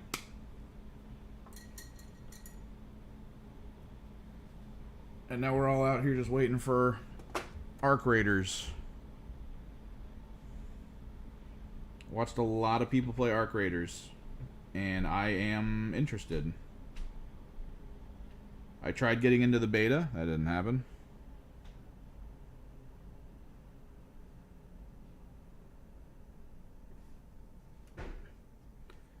I like a lot of the mechanics that I see. I don't like third person. I really don't like third person in shooters like this because there genuinely is way too much of an advantage for first to see.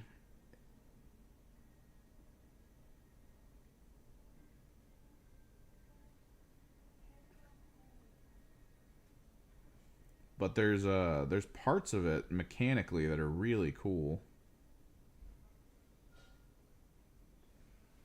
Like the idea that you can build flare guns so that you can fire off flares that act like you died.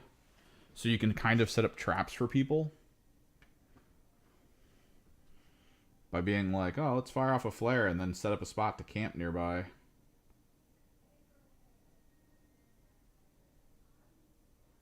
It's pretty cool.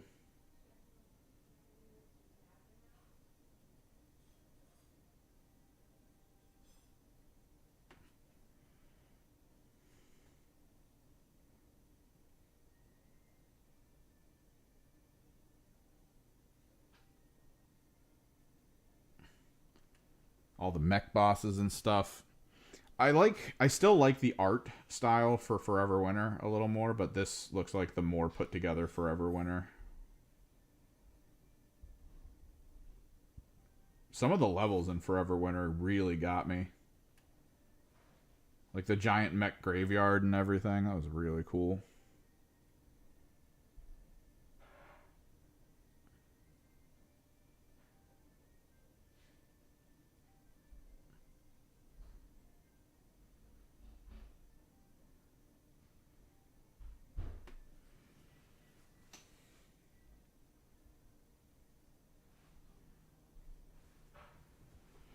But yeah, I watched Silent Sentry play it. I watched a few people play it. It seemed great. Will definitely look into getting it.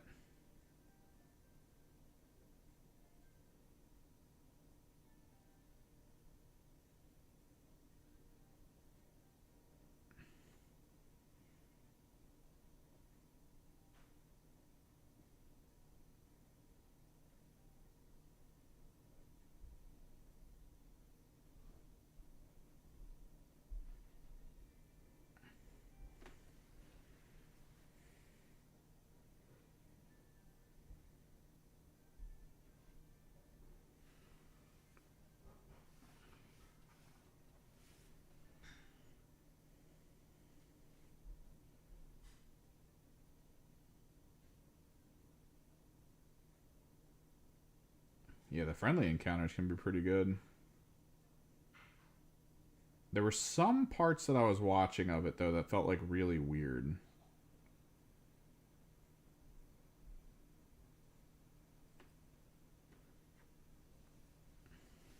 Like a little cheesy, maybe.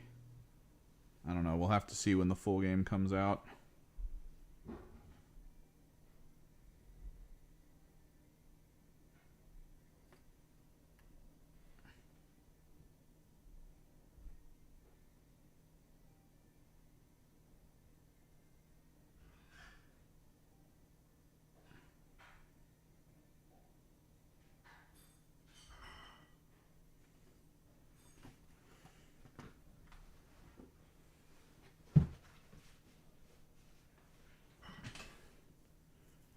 And I like the idea of night raids.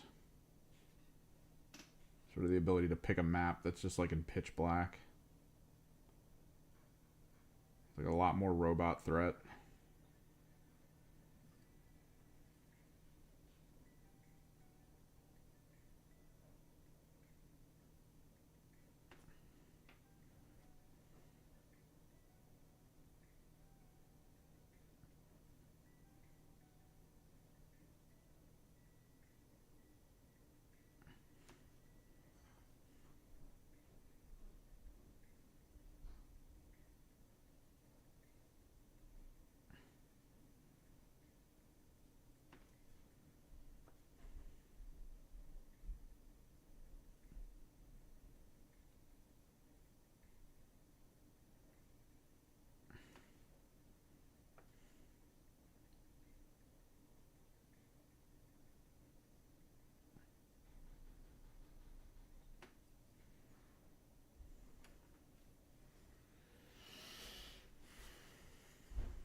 So that's cool.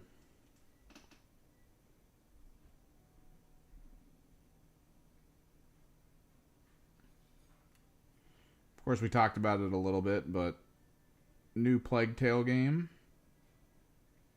Game in the Plague Tale universe, which is a universe I greatly enjoy right now. I think they wrote it really well. I'm hoping it does alright.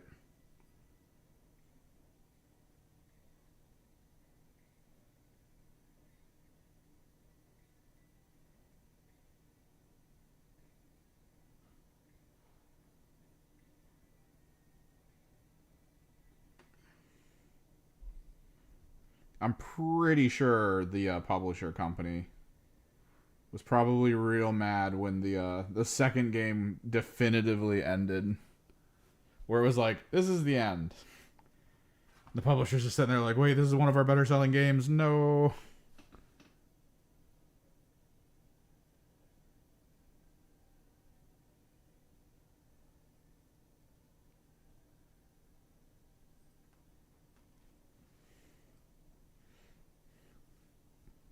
All right, let's work a little bit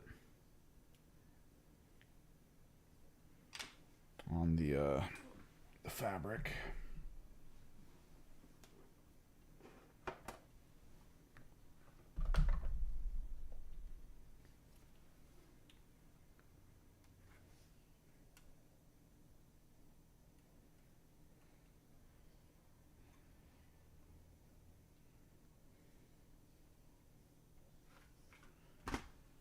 No. Night Rain looks like I'd want friends to play it. And I don't really have friends who would want to play it that I'd be like cool playing it with. I have friends who, if they played it with me, they'd be asking me a metric ton of questions and hoping that I carry them through the content, and I would hate feeling that way. So I've kind of opted out of going that route.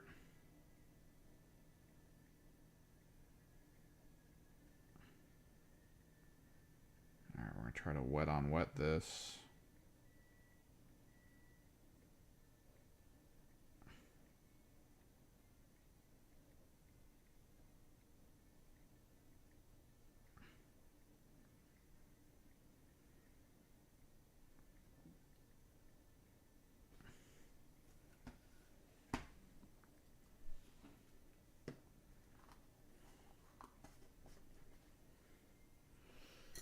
It's kind of an issue. I love co-op games. Love them. My close-knit group of friends who I would actually play with them, the way they play co-op games is to basically play them solo. So there's just like nothing there. Like we tried to play or at least I did. I tried to play Path of Exile with them, like the new one too.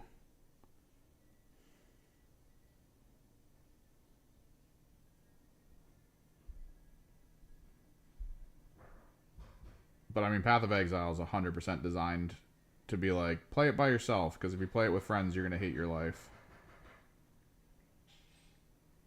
All it does is increase the enemy health, and that's about it. There's like no bonus to having friends in your game.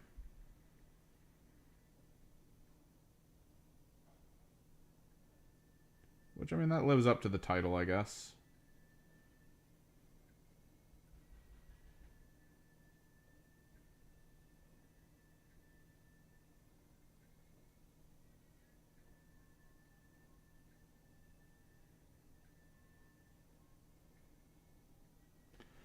Wet on wet blend.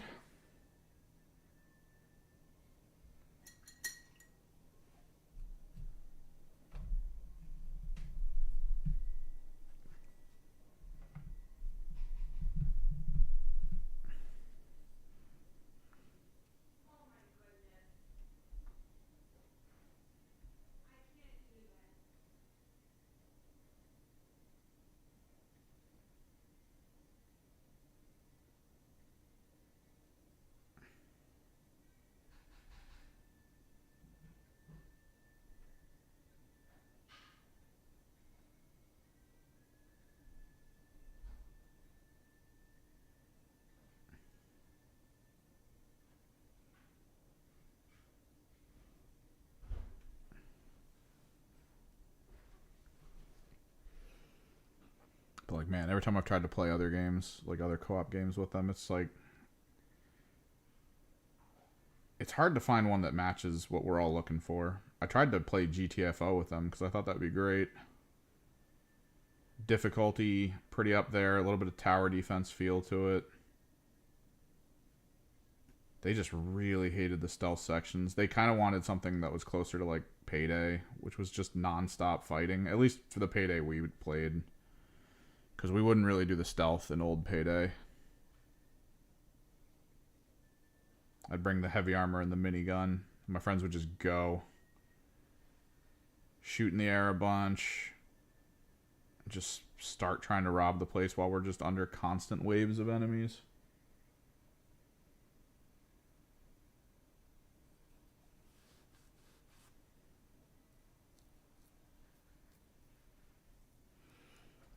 I mean, John would try it, but like, John does play with some people from the Spawncast occasionally when he has time. But I mean, we're talking father of 3 plus guy that works for video game company, who, by the way, to most of the people who are like, why is MVG not on Spawncast anymore? I mean, he works for a company that most likely had a DMCA and the Switch too.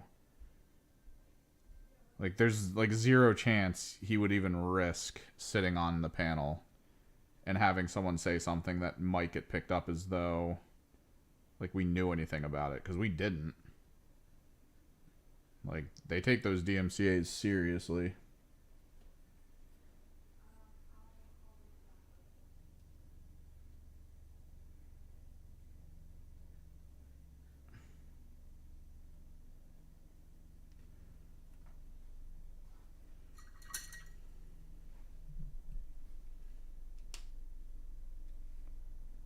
You got Nate with his work schedule in life. You got Sean, who mostly just wants to do his own videos, who they'll occasionally play stuff with when the timing matches, but he tries to get videos out very quickly after the news breaks, because he is very much a first to the front type situation in terms of his video output.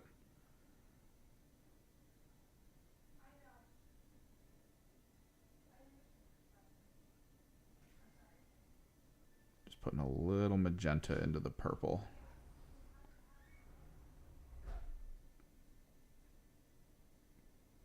Pull it into the bright. I was never a tryhard in Payday. I think I did 2 maps in a tryhard fashion.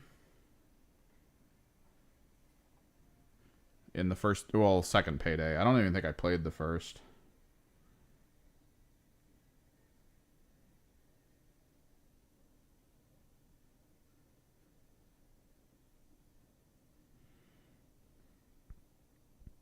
It just felt like every map we did, the entire focus was on trying to do it while constantly being attacked. Like, we never did stealth.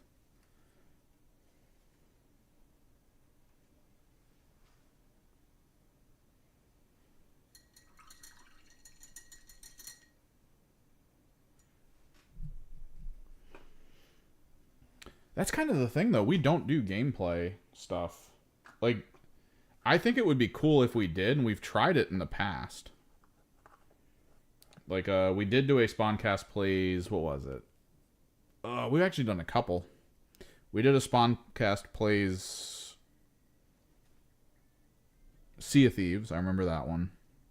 That was the one where I literally, the whole video was teaching them how to play. The entire video, I was like, let me tell you about the mechanics. Because they're kind of important for you to, you know, be able to do stuff.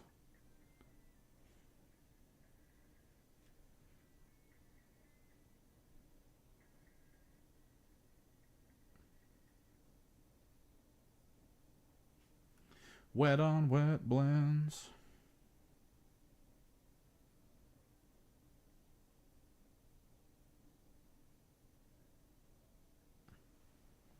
There we go.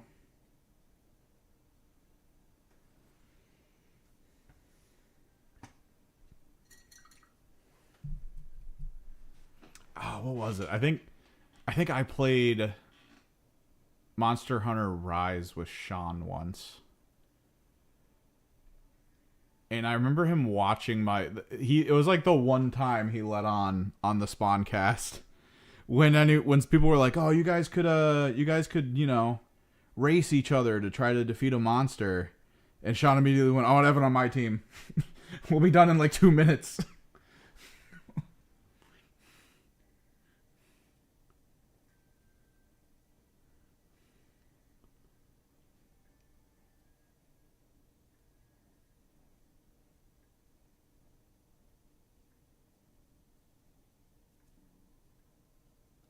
That's the thing. Like, I wouldn't mind us doing occasional live streams and stuff with just gameplay, because I think that it's fun. It is. It is. It's just they never have the time. They've overextended in so many other areas that may or may not be useful. Like, only time will tell if some of the other things they do have real value over time. The yellow down.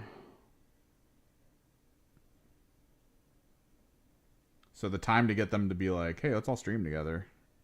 Very difficult. Very difficult.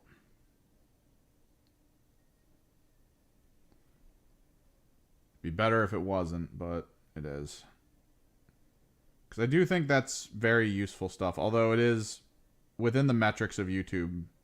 Let's plays and group plays, that's all very dominated by some people. Very dominated by some people.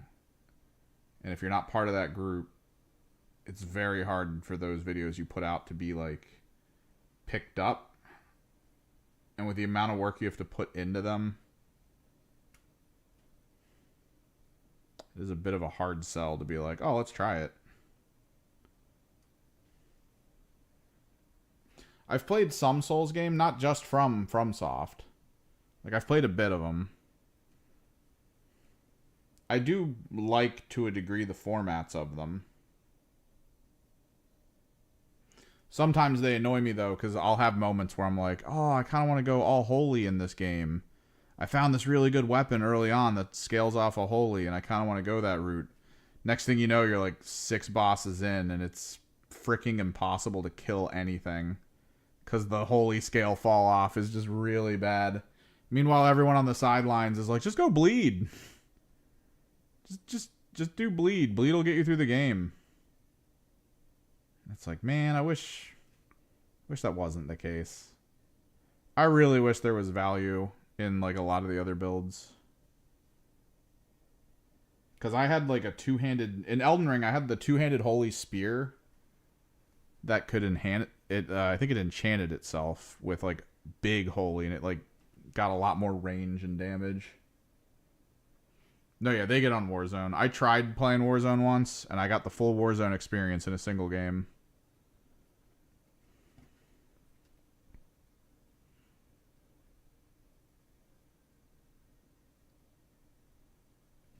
I dropped in a town, and there was like an open mic kid just in the town.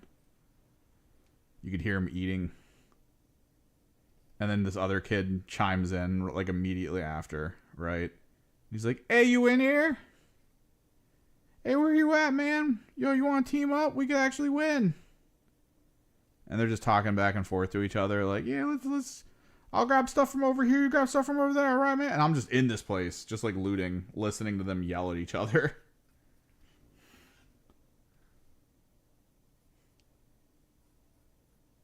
Just eating Doritos, open mic style.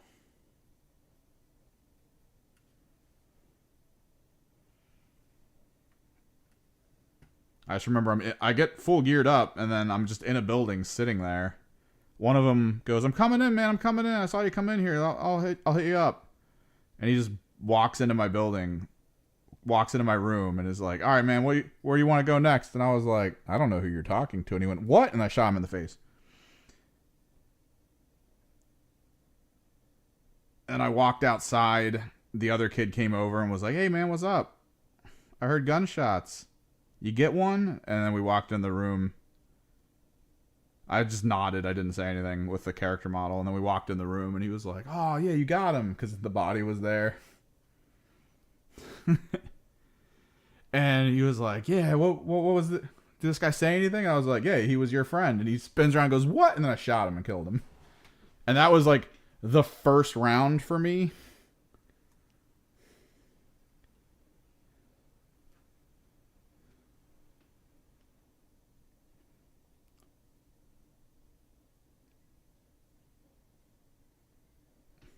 And then I played a round where I went up against one of those like straight up Adderall junkie people who's just, I'm in a building fully decked out with guns and stuff that I've just been finding without seeing anyone else, despite being in like pretty active looking areas. And I'm just watching. There's this house like down the hill and across from where I'm at, and there's a guy just like sliding around and just moving and like duck diving and being crazy. I'm just watching him do this, standing on the porch of the house I'm in. So I'm just standing there in the open, watching this person pay no attention to the fact that I'm there.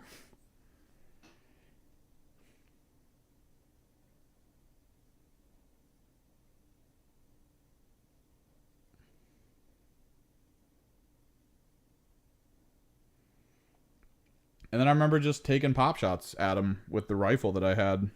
It was accurate. Basically, every time I shot, I hit him. But I guess it was super far away, so I wasn't doing enough damage. I could hear him yelling from his house. Because I guess he's just playing with open mic. But he was yelling in a way where you knew he was a streamer. Because he was basically yelling at his chat with what was happening. It's like, I don't know why this guy's so accurate. Well, I'm just sitting there just taking pop shots at him with a rifle. I mean, it's a rifle. It's easy. The game is laser beam bullets, basically, compared to some of the games I've played.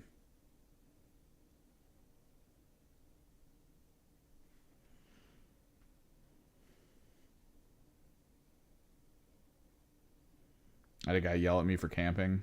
That was great. Watched him loot a house from it. That's like the weird thing about that game. My favorite thing to do in that game is to watch people do stuff. And then just piss them off at the end.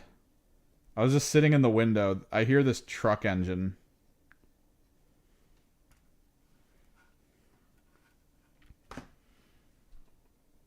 So I walk from where I'm in this tiny house to the window, and I watch a truck drive by, and it gamer modes it where it's like going full speed, and then the person just hops out, truck slams into a wall, he power slides and dives like into another house, jumps through a window. I'm just standing in the window watching. He hops out, starts running towards the vehicle. I shoot him. He falls over. He starts screaming, "Goddamn camper!" Blah blah blah blah. I let him go. He self-revives. I hear him running up the back of the house that I'm in. I stand up on a couch around a corner. Like there's this little frame in the house with a doorway. So I stand on the side. He kicks the door in and just full sprays an SMG into the house. And the moment I hear the last bullet leave the chamber, I just peek around the corner. I shoot him in the face with a shotgun. And the whole time he says, "You motherfucker!" And just mic cuts out. I was like, this game isn't interesting. I feel more interest in the people watching.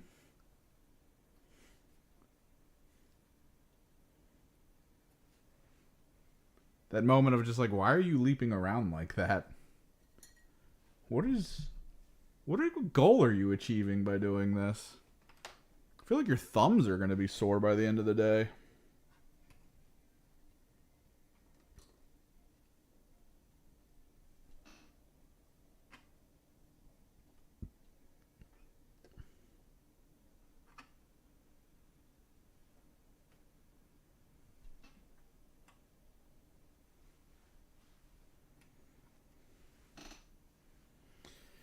Night Tyrant.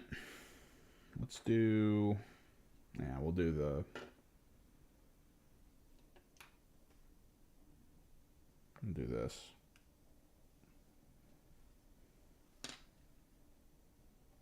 This is how I solved for magnetism.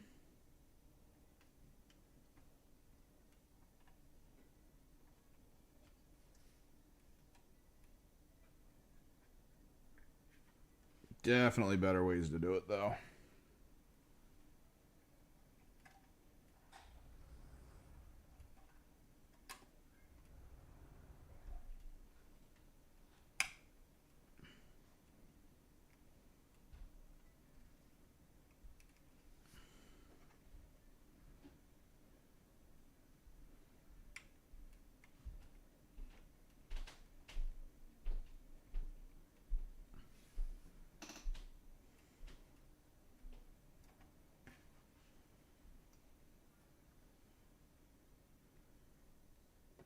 Alright, so plasma cannon is the alternative to the volcano cannon.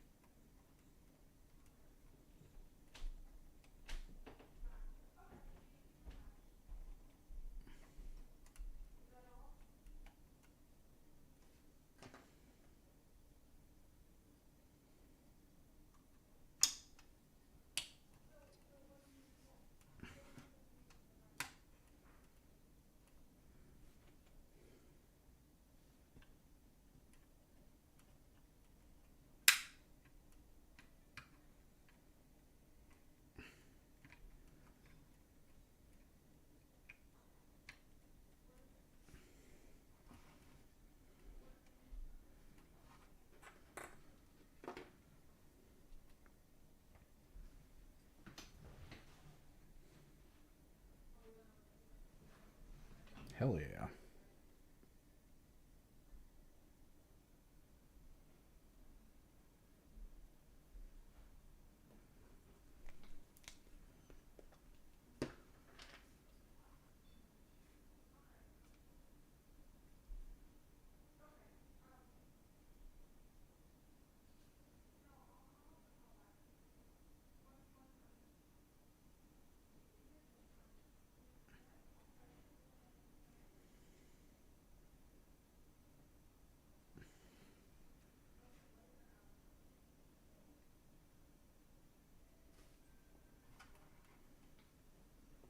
Just hit these with a little yellow.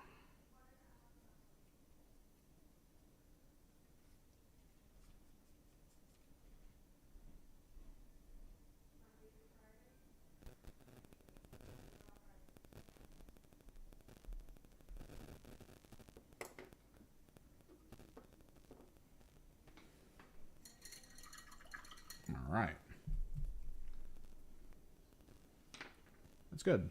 Tyrant and Abominant updated. It is 6 o'clock. So that's 2 night updates in 4.5 hours.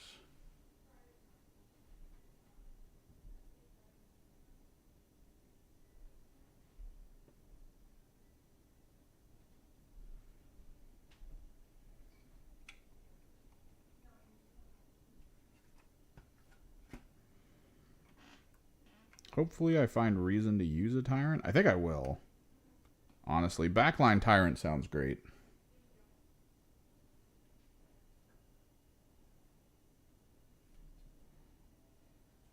Get this guy out.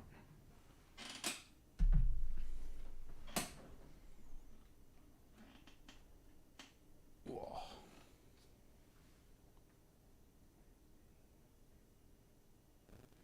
The upgrades and updates to this guy, though, feel really good. I am looking forward to trying to build a list with an Abominant in it. Because supposedly he's going to be extremely cheap. Because he's already cheap and almost everything's getting like a 40-point drop. And honestly, his stats and rules don't feel that bad.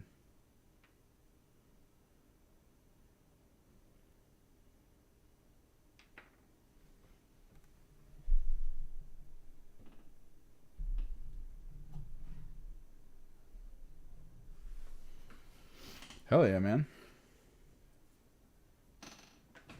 question is, what do we focus on next? I know I got to redo some parts on my castigator that are not blue. Let me go grab them.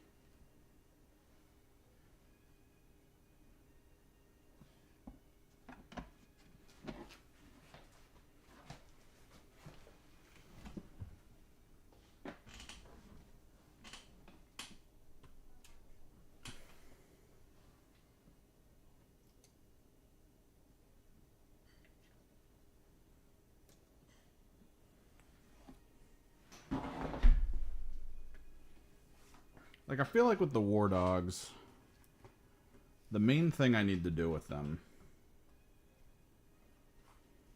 their core guns, which this is kind of comes down to just breaking all the guns off. Doing all the guns on their own.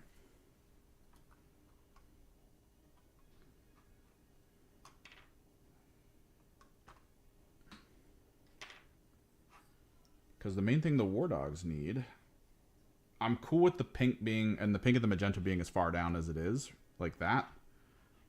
On these guys, I don't need to really do the cloud effect, I think. Maybe. But it comes down to, like, parts on the body that has armor that maybe I painted with the contrast. That's going to need just like a quick hit. Quick aesthetic upgrade.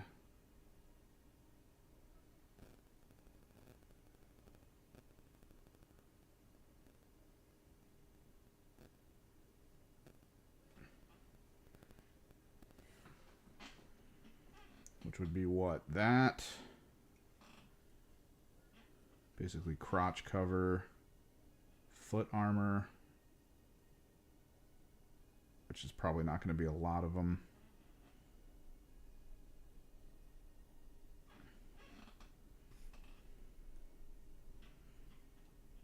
And then this back little fuel cell thing.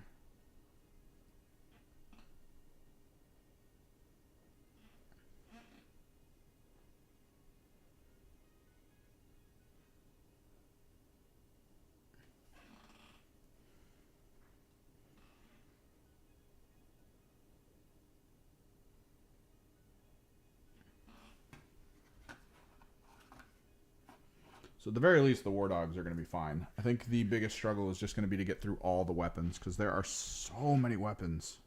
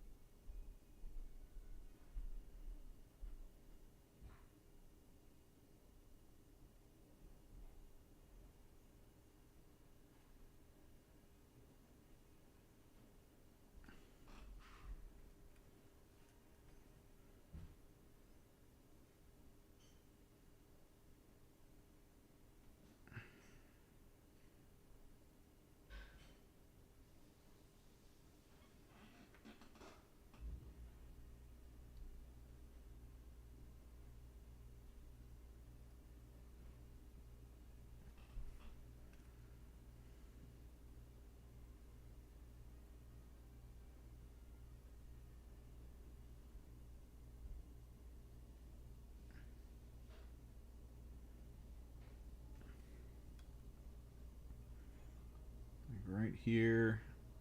2 of 8 core war dogs. Immediately done.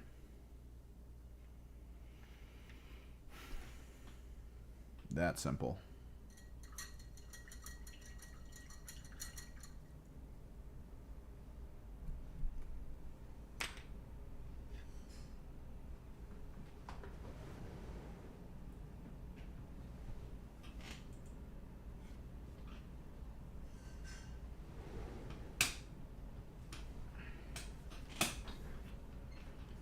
But when it comes to something like this, oh, this is going to be the biggest struggle. We've got the helmet. The gun is going to be really a struggle. Shielding that I used around the joints. Thankfully, a lot of the armor plate, like on the legs and stuff, became this, like the recess statuing. But it's going to come down to all the Zangor shields that I used to wrap around all of this, and then the gun. The gun's going to be the big thing. Not the worst. This little generator pack back here, not the worst. But I don't think they leaked the Castigator rules yet, did they?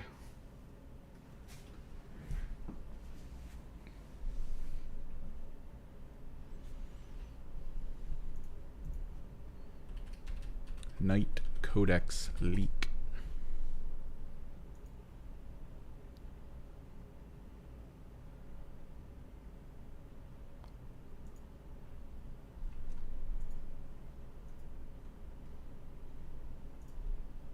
Leak.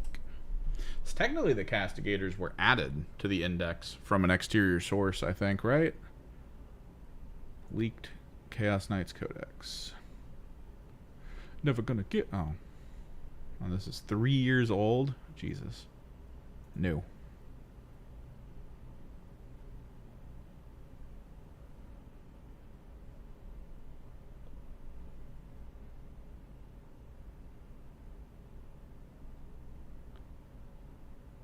Should I reserve? Blah, blah, blah. Newly finished.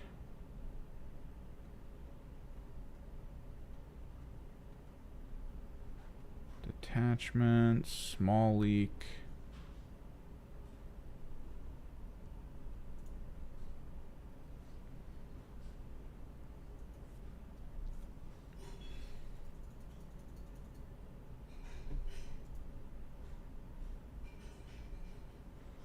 So we have the detachments. We know the Ruinator. The Huntsman. Huntsman sounds good. I don't know why they didn't change his points value, though. Because he's basically the same old thing, but he can reroll wounds, and that's it. Which, rerolling wounds is good. But, like, I don't see why that doesn't deserve a points drop. Brigand definitely needed it. Carnivore definitely needed it. The Executioner, though. Executioner, I think, is still the same thing. Add 1 to the hit roll below half. But still, it's 8 shots with autocannons. It's not bad. I might try to build around that, honestly. But I need to know the Castigator rule, because if the Castigator rule is still sustain 1, I might do a Castigator with, like, a couple War Dogs. The War Dog Executioners or something. I'll have to see. It's just really weird that the Castigator and that sized Knight isn't leaked yet.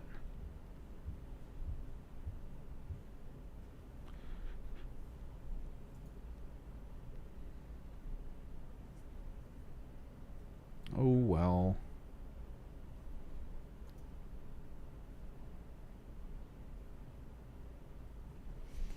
Alright, I need to eat. I'm hungry. I'm going to try to line up a lot of these to maybe busy work through a little bit. Like the weapons and stuff. Because that's going to take a minute.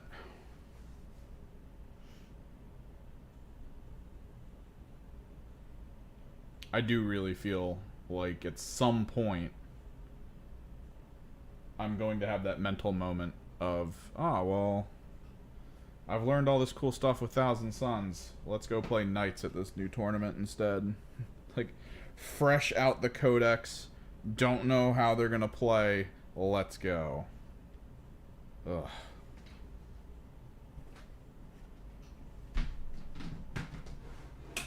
Oh, well, let me put some of them away so that they don't fall off my table. Maybe get some pictures. Might stream tomorrow, probably. I think tomorrow's cool for streaming.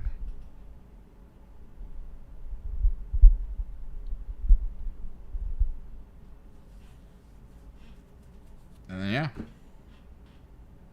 just back at it, getting more done. Hopefully I can work on a video at some point here soon. I keep saying it.